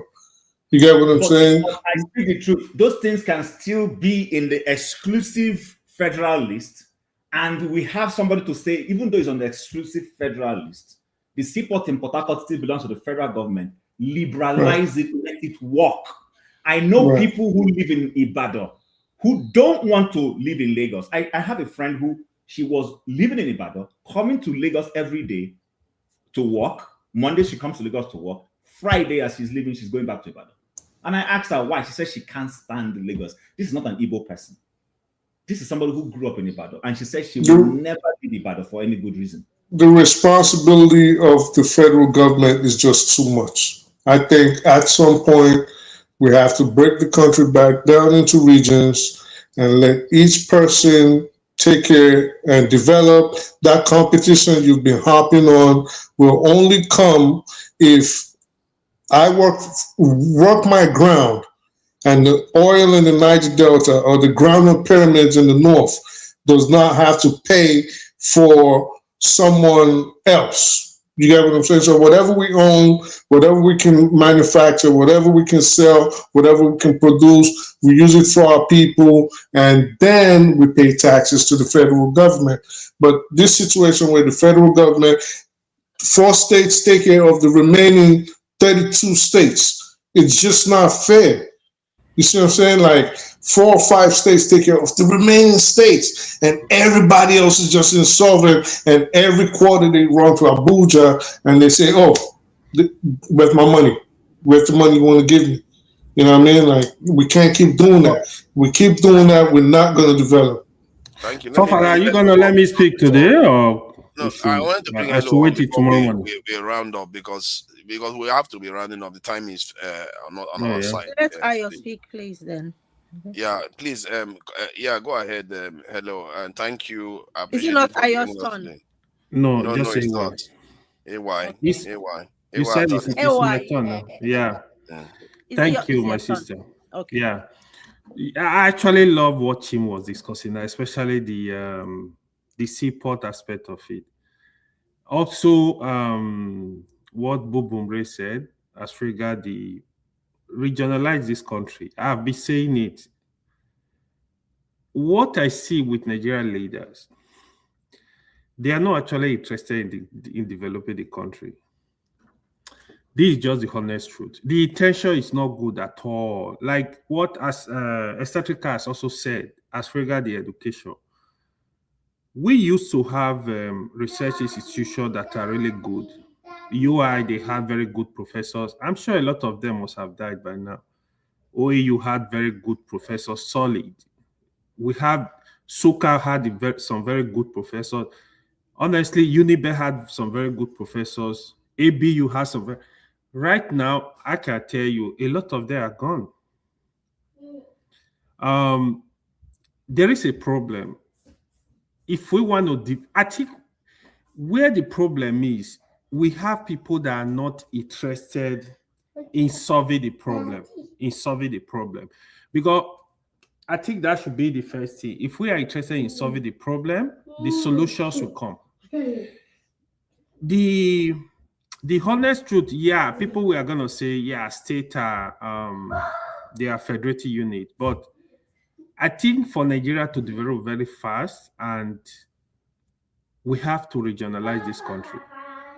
In that way, you actually allow each region to control their resources. Everybody is gonna wake up. I'm telling you, everybody is gonna wake up. By the time you see this region is doing good stuff, they are doing good, every region will wake up, because there is no region in Nigeria that cannot actually, that is not self-sufficient. Because we understand that, oh, some regions are producing oil, some, when you do that, regions are gonna wake up. Even the northern region you see, they are doing well in agriculture. They have the land. They will do very well, because you are. When you say regions, are you talking about the current one or the old one? Not the correct one. Where? What is the correct one? Like, you mean like the geopolitical zones? Yeah. Yeah, they can make it like that. That will be the easiest cut. That would be the easiest cut. Regionalize the country. Now you reduce power at the center. South will be overwhelmingly more.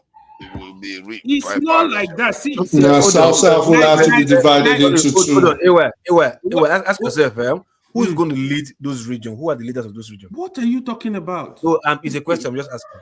You have premier, whatever you want to call them. You have premier. Or he means the same political class. Okay. That's like one person, like the same. Your political leaders will still be the ones to go there. No. Okay. In doing that, you have to do for example, you have to have a very good electoral system to produce competent leaders to lead this region. This is not rocket science. We don't want to do the right thing. People are not thinking. Some people are thinking, oh, if I devolve power, oh, I'm going to lose my power. If you really want Nigeria to develop, when you do that, you will see the speed. Let these regions be independent. Why do you ascribe that to being fast development? I'm not convinced. It should be fast development. Let me convince. Don't worry. In the sense that now you have like a mini president oversee a region. Now, for example, a lot of the youth are shouting Peter Obi. Just imagine you have Peter Obi in the east. You have another Peter Obi in the west. You have.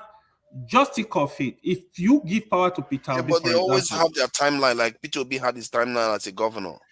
Huh? He will be there for a while, leave office, then be another a governor. Be a governor and have a real federal system that we have. Each region will have their independence. We control their resources. Different. It's gonna be different. There are better decision you can make that will make that region to develop. So I'll give you an example. Let me interrupt 1 second, just 1 second. Sorry. Forefathers, one thing that would actually work in that instance is if you allow people to make their own laws and develop at their own pace, at their own speed, right? All you need in that instance, because we need to lessen the burden of the federal government to make it more effective. So all you need in that instance will be to improve on federal government oversight. So the federal government will have power over the rest of the regions, but they just monitor them. They just a lot of monitoring. The federal government will still be powerful, but not as powerful as it is now. But there will just be strict federal oversight, just like the United States. The United States, all the federal government does really is watch everybody like a hawk and let everybody else go to work. And I that's what we will do. Unless they have a strong center, that's the thing. My worry is that when we talk about regional system, in principle, there's nothing wrong with it because it's just one more system. But if you don't do it properly in terms of having a strong center like the way we did before, that's why it flew apart very quickly. No. Forefathers, if I do not like living, if I do not like living in California, if I don't like living in California, I take my business to Texas. But guess what? That does to California. California will now say, why am I losing people and change the policy and bring people back? That's the competition we're talking about. Period. For instance, people are not happy living in Lagos, and they know going to Edo State will better their life. Then Lagos will lose to people in Edo, and then Lagos will wake up to attract people back. Yeah, but the same thing is happening now. The same thing is happening now. No, it's any not. other state No. can compete with Lagos. No. Why not? Forefather, no, it's not. No, it's not. Look at something as simple. Look at something as simple as a port. Okay, so in that instance, let me just one second. So in that instance, right? Why can't we give the regions the right to open their own ports, for example? Yeah, we have. If it's possible for you to open your own ports, if it's possible for you to open your build your own airport, but I think the federal government always has to be involved in something that exactly, but it shouldn't be. The federal government just has to have oversight. Make sure it fits. No, not true. Not true. All you got to do is make sure the federal governments they abide by federal regulations. That is all you have to do, and then let them go to work. Federal government can control the military. But for others, see, apart from this, it has to be significantly stronger than the. Sorry. Apart from having this federal infrastructure in Lagos, for me, I don't think that is the reason or majority of the main reason why people are flocking Lagos, because it's not that they're benefiting from those things either. They are going to Lagos because of the commerciality, the market value of It's part of the reason now. Hold on. Because of the like this, that's there. One place like this, like they're not getting everybody that will carry their bag now to go to Lagos. They're not going to Lagos because there's international airports, they accept maybe international travel or whatever, or because of seaport or whatever. So might go because of the import stuff and the sell bet. People who just go there like normal hustle, maybe buying and selling of clothes there or whatever. Local P, like maybe create businesses. Hold on. Like movie industry, you understand? Like you can see what let's use movie industry for instance. Let's try to keep it brief. The people from Asaba movie industry, they refuse to move to Lagos. They're still trying there to do their thing to make sure theirs is better. Because the demand for their business is right there in Asaba. Good. If there's no demand, exactly. So it's you know what I mean? Because of seaport or whatever that they did not, they are going there. No, it's not a one size fits all. There are different reasons. Okay. No, not just seaport. I think no. Let the lady say something. Hello, you have to be careful when you decide to do that hard. You know when someone that's promoting is talking. I wanted everyone to have their say. Local P. Sorry, I didn't mean to be. I wanted to take I won't say order from just the moderator, no interfering or something like that, so because last time I came and he asked me to speak, you had an issue with it that I just came now, something like that. I don't have any issues with you, so no vex, my bros. Thank you. So for me, I'm really pained. All these things y'all are saying here is not entering my ears because I had something to say and I was trying to not to lose my line of thought, so I can actually deliver my message. What I want to say is my voice. You may not agree with it, but this is my voice. And as a Nigerian, I think I have that right. So Aisha Speed's journey pained me because I watched this young man earlier on when he went to other countries up to the northern part of Africa, and saw how some countries in the south, Kenya in the east, treated him. And I was hoping that the people who are at the helm of affairs of our tourist department would take notes of why this man is in Africa. For a purpose, his genre, his target audience. Do you know why is he in Africa? Then when you know why he's in Africa, you begin to plan, because that is a window of opportunity we can make good use of for tourism and connections. It's not about the cloud chasing. It's not about one person as a Nigerian. It's about Nigeria as a collective front mirror to the whole world. What does it look like? And then, lo and behold, on that fateful day, I was so excited to see him in Nigeria, regardless his age, because he's doing mighty stuff. It's a window of opportunity. It's not like he's God.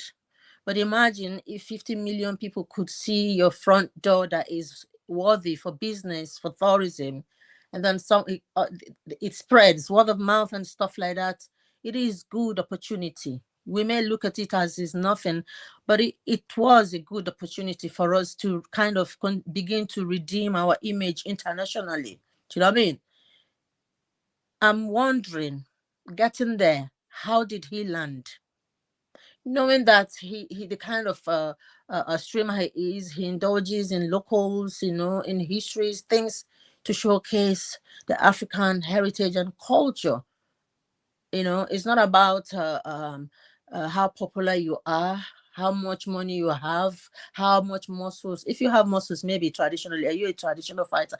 Something unique. You have to make yourself stand out from other African countries. What do you have that others don't have that make you Nigerian? We have rich heritage cultures that we have abandoned. It's been demolished and infiltrated by foreign cultures, and we're losing our identity. We don't know who we are.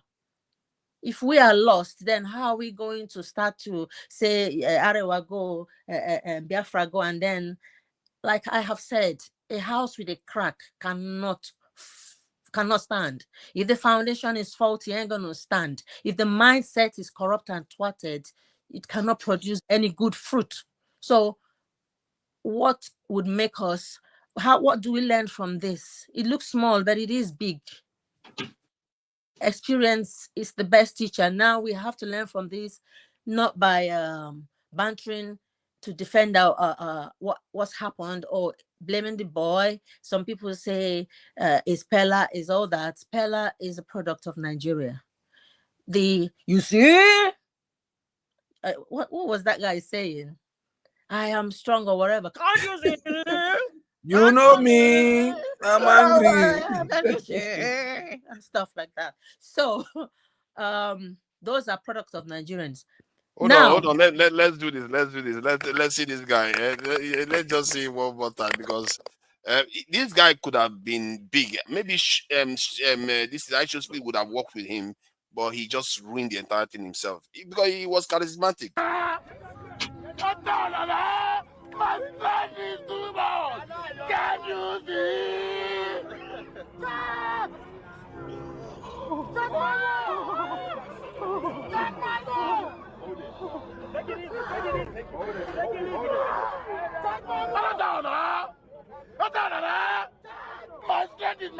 It's too much. Can you see?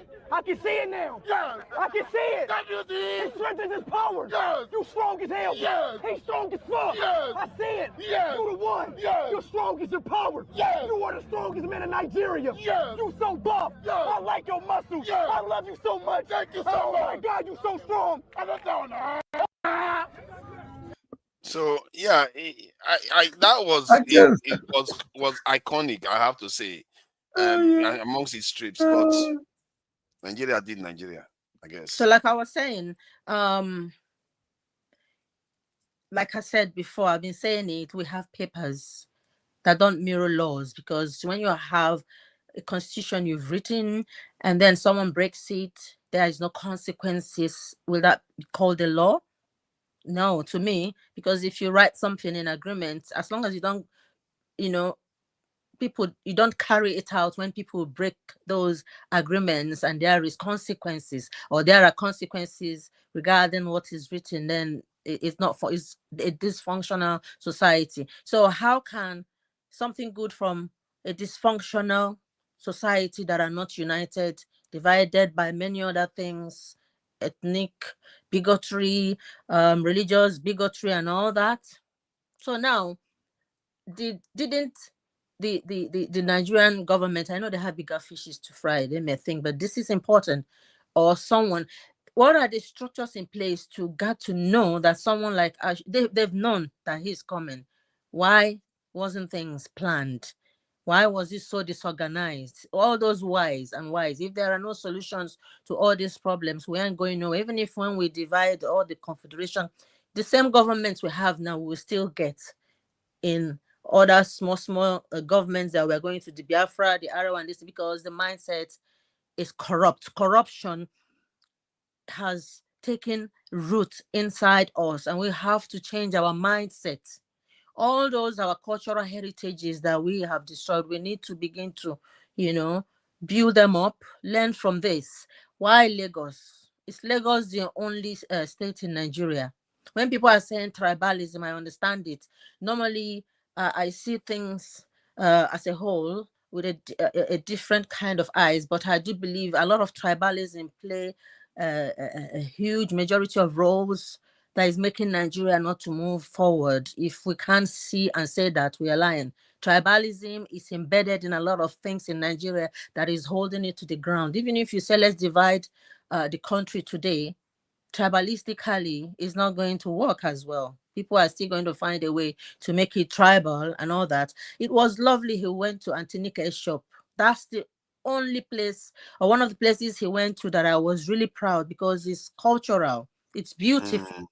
I didn't see that place as being tribalistic, that she's trying to promote any Yorubanism or something like that. If we are one Nigeria, what's happening? So all these things we're saying, we're just beating around the bush. I do believe that the government, it's everyone's fault, not just the government. It's everyone's fault. It's everyone's fault. So I'm really, really disappointed. I'm very upset. And for the videos that are going around that he was attacked and stuff like that, some people that may not be Nigerians could create that. For example, Ghana, as a banter, everything is banter to some of us as Nigerians or our youngsters. And I'm thinking, can't our youngsters be prepared to be a good image for Nigeria, whether they are streamers, celebrities or not, to be able to present themselves? Even if you have a language barrier, you should be able to know how to communicate. If you're not in position to speak when it's an international important thing in the face of the Nigerians, do not speak. And like those people that disgraced us this period, I believe the government should use them as a scapegoat to begin to make a law and punish them severely. I do not care who they are. The ones who are streamers that is forcing things. You don't force things. You don't even force someone to skate that board something. Yeah, oh my. It's like that's I got pissed there too. Like, it's I don't mental see bullying. it. I don't. It looks aggressive. That's why they say we are aggressive, but we are not. We are lovely people with good hospitality, but we don't have structures and ground to build solid things to grow from. Yes, we have to spread this wealth until we declutter Lagos, put good structures in every state in Nigeria, and people can decide where they want to go to. Because if you tell me fish is in only Lagos and I'm hungry, where do you think I will go to? Lagos, man. So spread that pond, whichever way it is. Until you do that, our population is growing. Some people are marrying 50 wives and making more children. It will come to a time that that Lagos self will be working on each other like sardines, and then maybe by then, and people will just be doing whatever, number two everywhere. So this is nothing to do with race or tribal whatever. I'm really pained. I'm disappointed. I'm really pained. I'm pained. That's why I'm here today. I'm still pained. I don't know how long it will take me to get over it, because this disgrace, I can't bear it. Thank you. I have to go now. Thank you. I think Nigeria would do to have more of your kind. I tell you, because. Papa, can I take my son? What on? Let me share one good news. Because it's not all bad for Nigerians. Today it's about whipping. We have all been. That's why I appreciate Nigeria. Nigerians, we don't hide when we have screwed up. This one we screwed up big time. So, but let me just show this one. This one is another one where that makes Nigerians a little bit, to remind people what Nigerians can be like too. It is very sick. Yeah. We have interview to do. We have deadlines. We could not do fun engagement because we are scared to go outside. And then you are telling me that the man will not be interviewed. What is wrong with you? saw losers and unprofessional.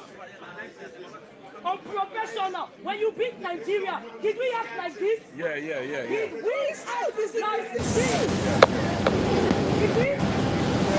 Lousy losers. You're putting a great song against your jeopardy because you are all bullshit, nonsense arrangement character. I don't even know what I'm saying again. But it's true. We are here to celebrate the youngest guy. He won the African Cup of Nations. Let him come back and do it. How can you prove someone that doesn't know the African history here? It doesn't make sense. So you can see what a lot of people are saying about Nigerians here. They were talking about, oh, the lady just displayed the bravery of Nigerians. Bravo. I'm Senegalese. This is why I love Nigerians. You can always count on them to speak the truth. Thank you for the support. I'm a Ghanaian, but Nigerians' bravery is so attractive. So on and on and on and on. So this is the good aspect of Nigeria. Nigerians, they are like that spoiled brother that don't know when to shut up. I've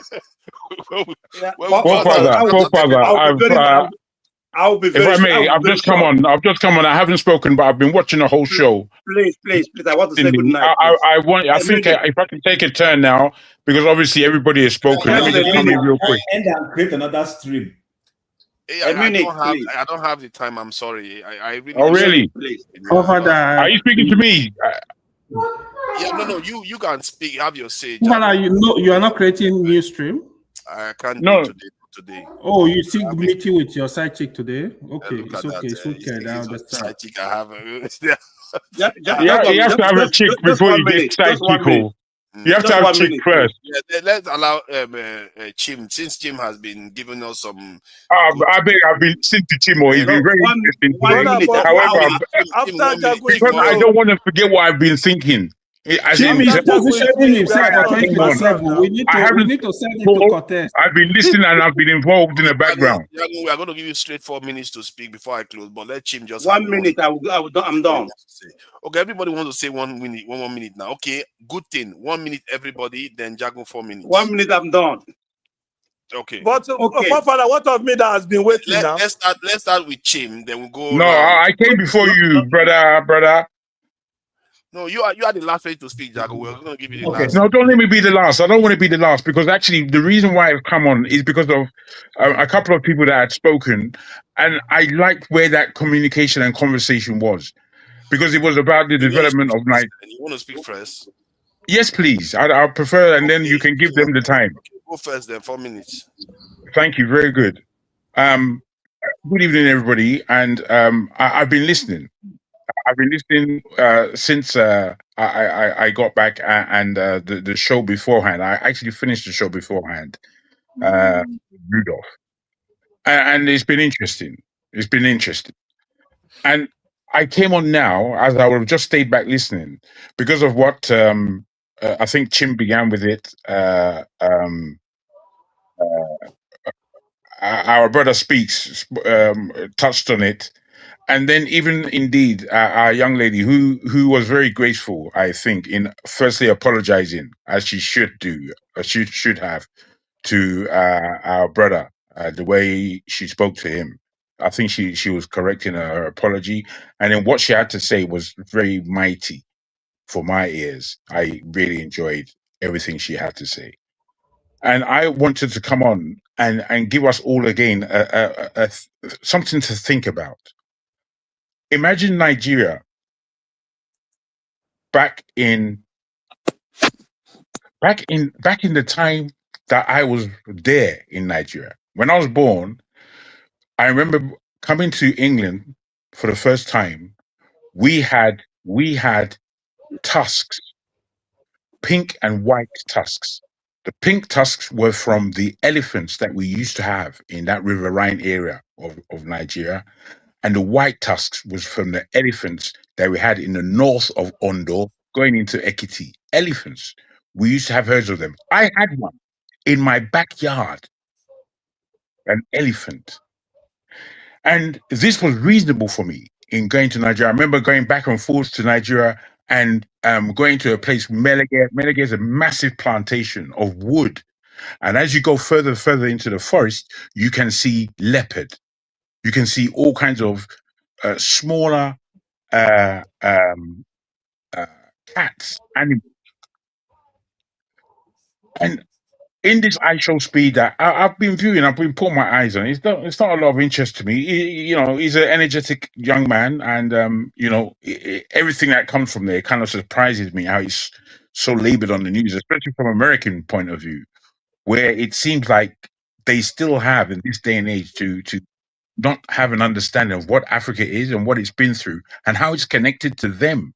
So much so that they're hating themselves and then believing that Africa is a pile of shit. Forgive my French, but that's how I put it. And all this really irritates me. It's quite irritating, a lot of it.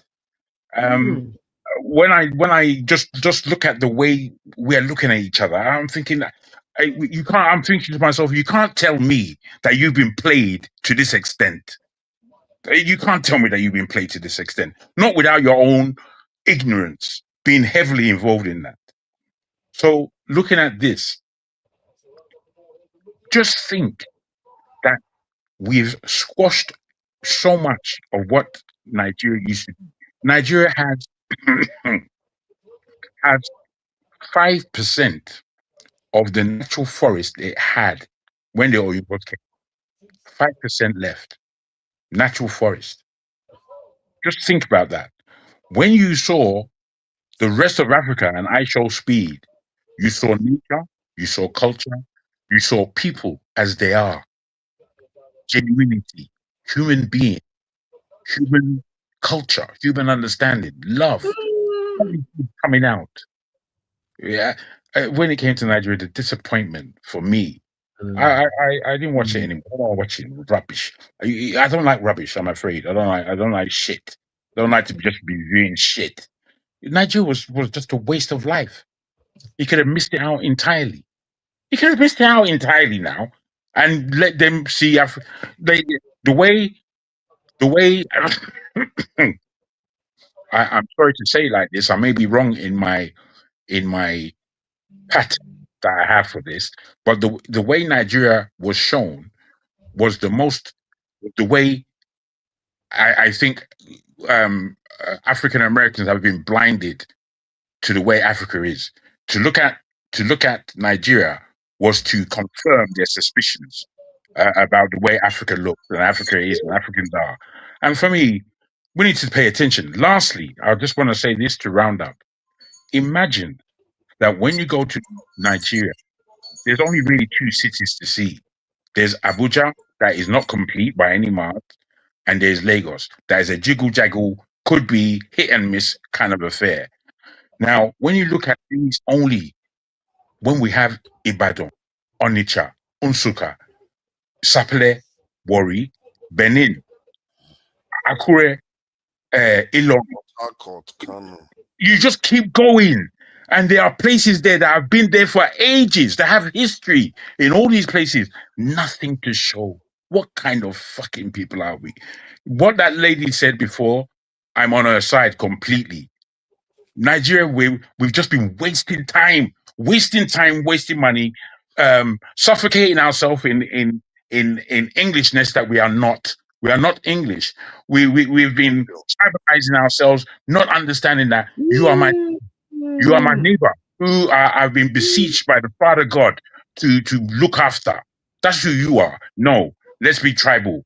Let's stab each other in the back. Let's just be stupid. My brother, there's a way we have to look at each other that makes us understand we haven't begun. Especially those of us living in the West and know what it is. Time is up now. Come on. Thank you very much. I think I've rounded. Thank you. Nice one. Yeah, Jim, please go ahead. 1 minute. All right. Yeah, thank you very much. So 1 minute. I don't follow the guy. But I've not said anything now. I've not said anything today. Yeah, it's gonna be your turn after Chim, if I'm not mistaken. Okay. So is there, please. Okay, reclaim my time. So I think I don't follow the guy. It's this whole trip thing that made me know who he is. Pardon me, maybe I'm too old school. Same me, I don't follow him.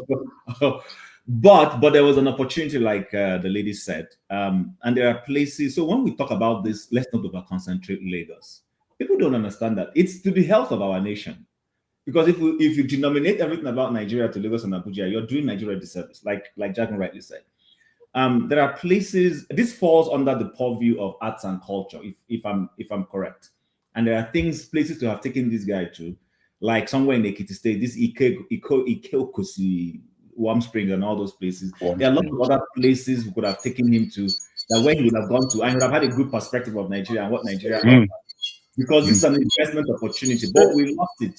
So I hope that at the end of the day, people will understand that we need to have the right people with the right mindset, with the right planning, so that Nigeria can be properly positioned for the benefits that the world offers. That's all I want to say. Thank you. I appreciate that. And clearly, you are the chat favorites. I don't know. No, one of these days they will turn on you. Don't worry. They will turn on you. They will turn on you. Revolution now. Welcome. 1 minute. What do you want to say? Revolution now. Are you there? He's gone. Is he? He's muted. Yeah. You are muted. And your camera is off. Okay, we'll go to the next person in the meantime. Then let me talk and then yeah. Okay, you want to jump the queue? Okay, I wanted to Yes, have you. Let's please. see. Okay, please go ahead. 1 minute. Yeah. You know, forefathers, this young man, when he visited Greece, you know, you played how he was treated in Greece, right? Yes. How he was mocked, how he was, racially abused. Yes. This is exactly what the Moroccans, or what are they called? Moroccans. How they treated Moroccans, how they treated the Senegalese and people like us, people with our skin color. This is what we didn't discuss this very, very deeply today, because that was a horrible thing that happened in Africa.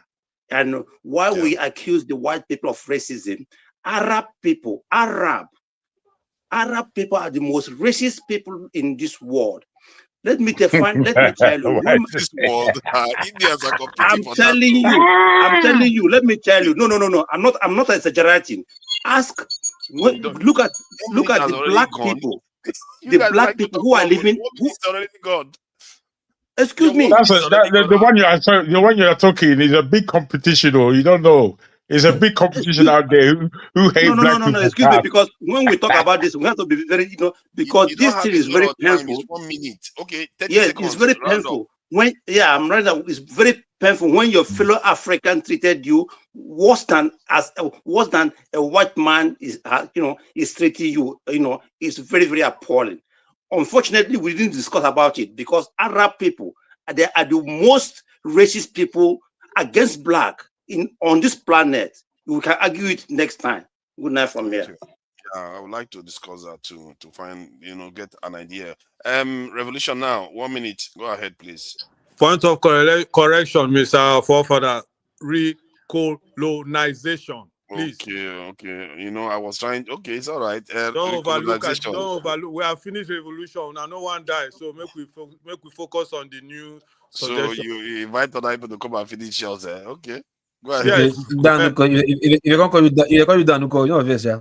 1 minute is going. No, 1 minute is going. No, it's not 1 minute. I haven't spoken at all. It's gone already. I've not spoken at all. I will start it again just to be fair. Start. Okay, I start right now. First of all, I want to thank my brother who told you that the Arabs are the first person who called me nigger in this Sweden is a guy from Morocco. A colleague. Even I was his boss in that place. So I support brother for saying that. Okay, you see, I want to correct the impression. When I come here, I tell you people recolonization, revolution, some people say I'm talking rubbish. All of you have spoken very well the problems of Nigeria. But the thing is implementation. How can we implement all these good ideas you people are bringing to the table? Before, Nigeria was a very nice place. Suddenly, a group of criminals came to power and they just destroyed that country. And the only option they've given us today is to go to the polls, go and do an election. Election is around the corner now. Look at all the people line up now that we are going to choose from. Ah, 1 minute is gone. Sorry. It's not 1 minute now. I've not spoken now. 1 minute I are for started those. it 1 minute. I started it Yeah, 1 round minute. up, round up, round You up, have round to up, give now, me round 4 up, minutes round up. like Okay, Jacob. Round up, okay. round up, round 30 up. seconds. 30 seconds now. Just Round up, round up. round up, round up. Papa, you are not fair. I've not even spoken today at all. I begged for 1 minute before. Now it's my turn to say my thing. You say another 1 minute. It's 1 minute. Sorry, we are rounding up. That's why. If you wanted more before, I would have given you. Okay. Let me respect myself. Good night, gentlemen. Thank you. I appreciate it. I really appreciate it. Next time. Who next? I think Yeah, that's me. Interference. Yeah. Okay. Okay. So let's first of all let's correct something. Moroccans are not Arabs. They are Amazighs. If you a more derogatory term would be to call them Berber. I don't know why they find it derogatory, but the Algerians and the Tunisians do not. Their treatment. They call themselves Arabs. That's the problem. No, they don't. No, they don't. They call themselves Amazighs. They call themselves the regular Moroccan. I have tons of them as friends. They call themselves Hamazighs. So they are Arabized because of their religion, their language, maybe culture a little bit, but they're Amazighs. Now, one thing I want to correct is they are a weird bunch. They treat everybody the same. This is why you see when they lost, Algeria was happy, Tunisians were happy, Egyptians were happy. So they also have beef with the Moroccans. It's not just a color thing. For some reason, they're just weird like that. I don't think it's just good. They have the same problem with the rest of the North Africans. So your bell is ringing. To be fair, they do have admixture, but smaller, lesser admixture than all northern African countries. That's the Moroccans, lesser admixture of non-Africans. And what do you mean lesser? No. They have percentage of They have a very actually no. Actually, out of all the remaining Northern African countries, they have the highest admixture of Sub-Saharan African in them in their DNA. Go check it out. This is not supposition. And for your information, yes. I think up to 10%, if I'm not mistaken. Or more than 30%. For your information, sir, Morocco. No, I said more than 30. Huh? Morocco was not part and parcel of the African Union for a very long time. Right. Because they were trying to join the EU. That's what I'm saying. They left their mindset. Support the Afro voting. Take your 1 minute. No. Hold on. Support the Afro voting. You need to take your 1 minute. I need to round up. Yeah. Yes. Diaspora voting. You got it right. Local P. Yes, because of Western Sahara. Because Western Sahara problem. That's yes. 100%. Yes. Yeah, please go ahead and support the diaspora voting. 1 minute. Oh, there's my turn. Yes.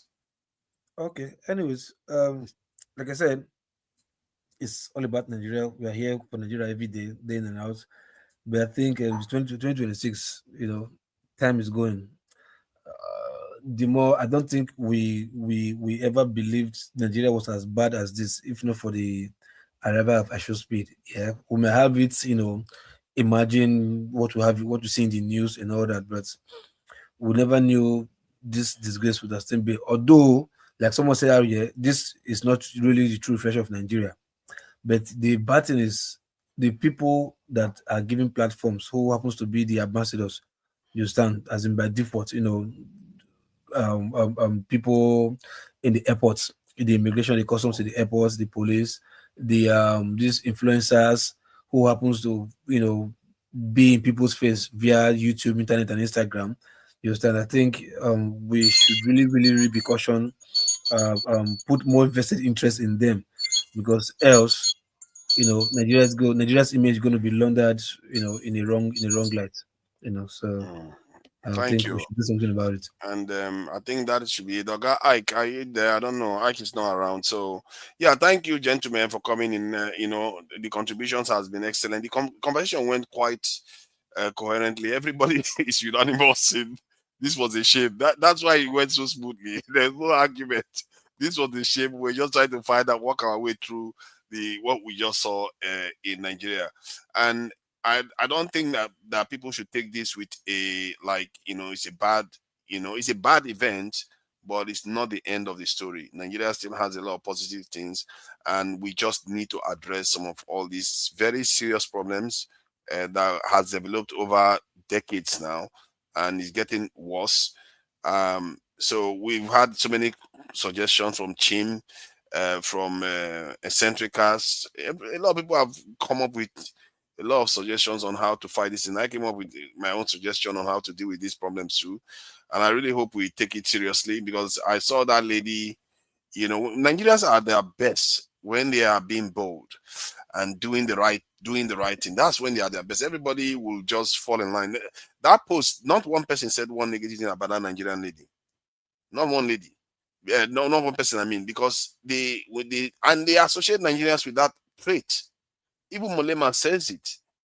So that part of us that likes to do the right thing, that like to stand up for themselves, we really need to tap into that a little bit more and correct this decay that we are seeing. Grown men that are well, they are clothed, they are not limping or anything, asking for money without offering anything.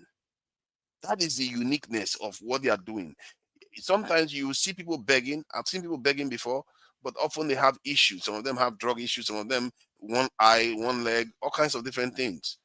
And others, when they are kind of begging, but they're not really begging, they are trying to force you to kind of patronize their service.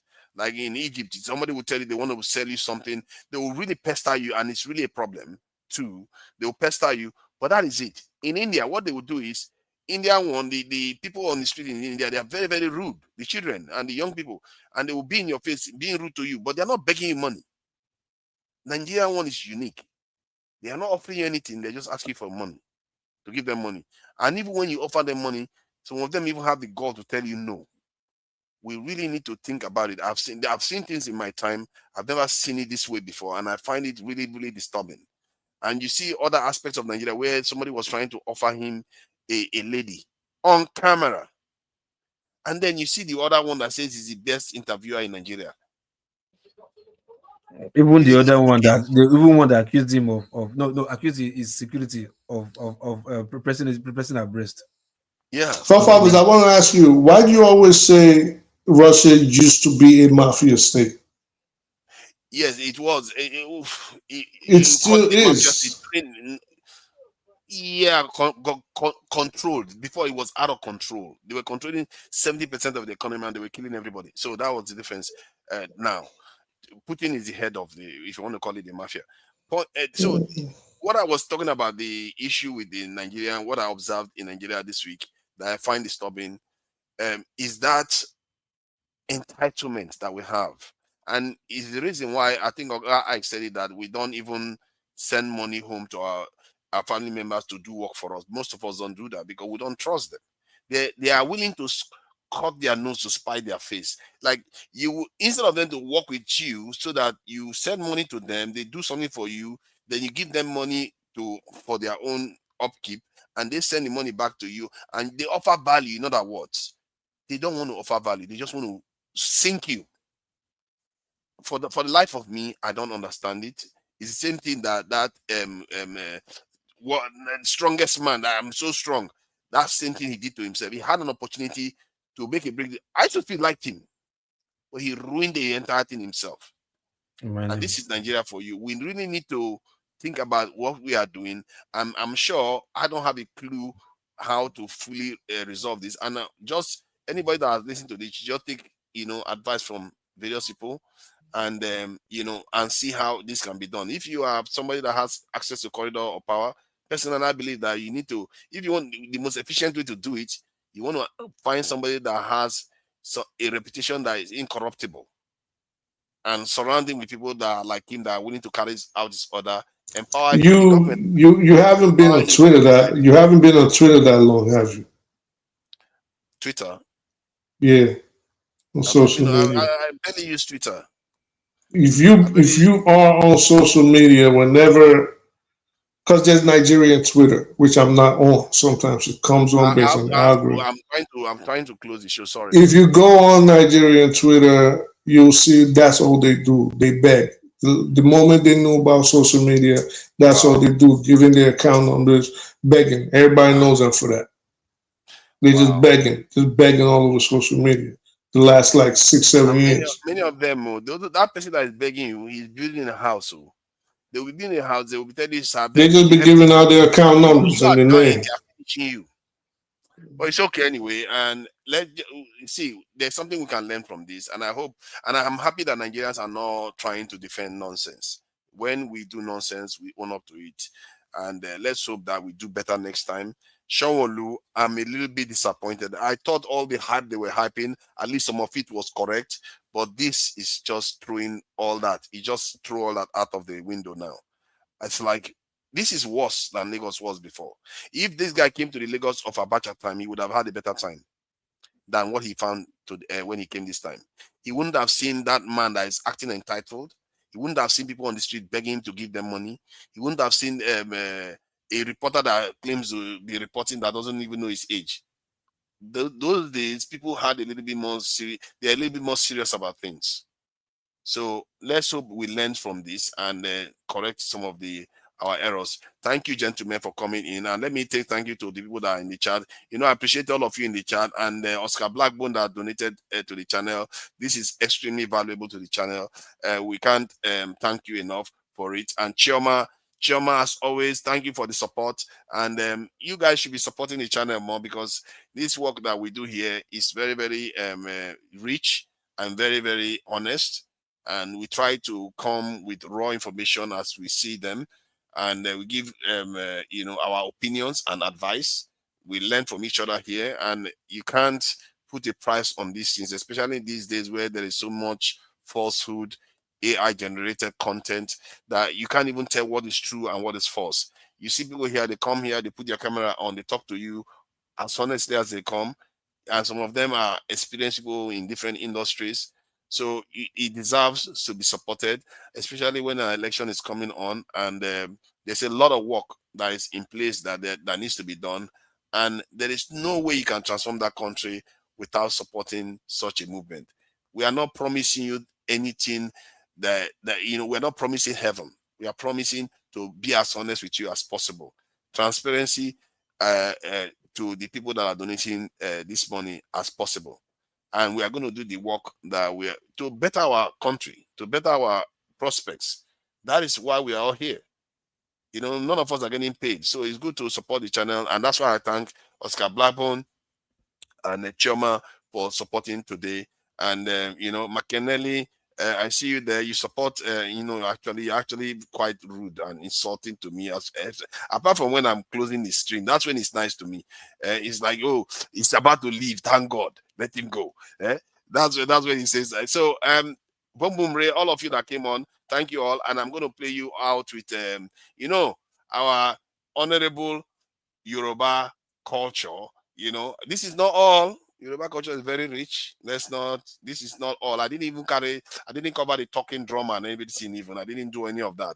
So Yoruba culture is very rich. So next week, we are going to be going towards Benue, and we're going to be heading towards the Middle Belt, the tea people and everything, so that we can start heading towards the north and see what they have to offer, the rich culture that they have to offer in Nigeria.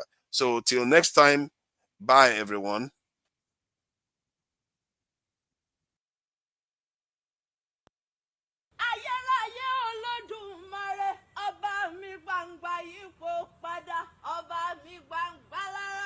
Ọjọ́ winiwini balẹ̀ gbogbo ilẹ̀ á sì tutù bí ejò òwúrọ̀.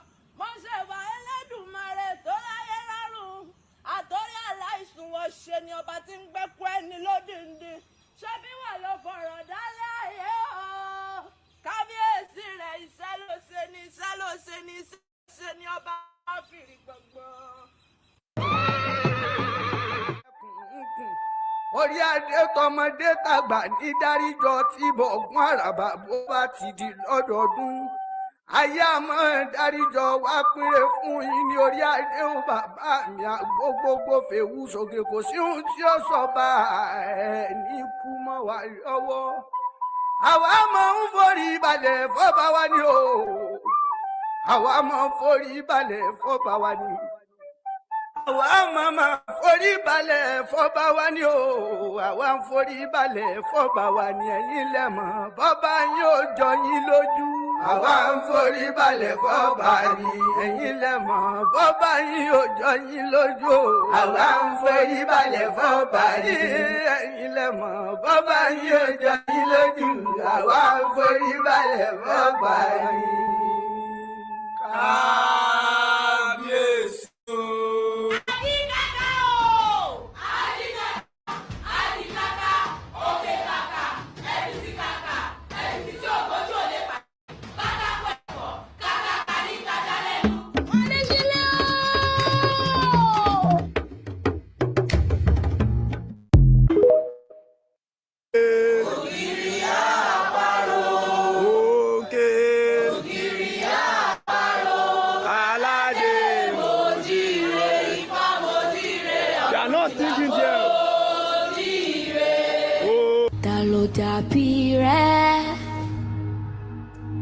Ta ló dàbí rẹ̀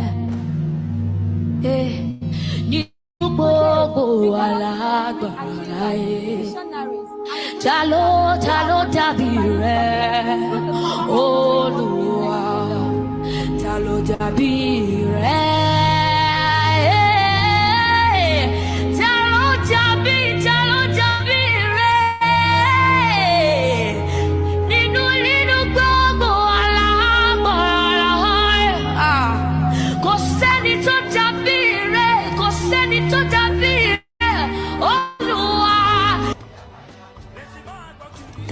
Dàbí rẹ̀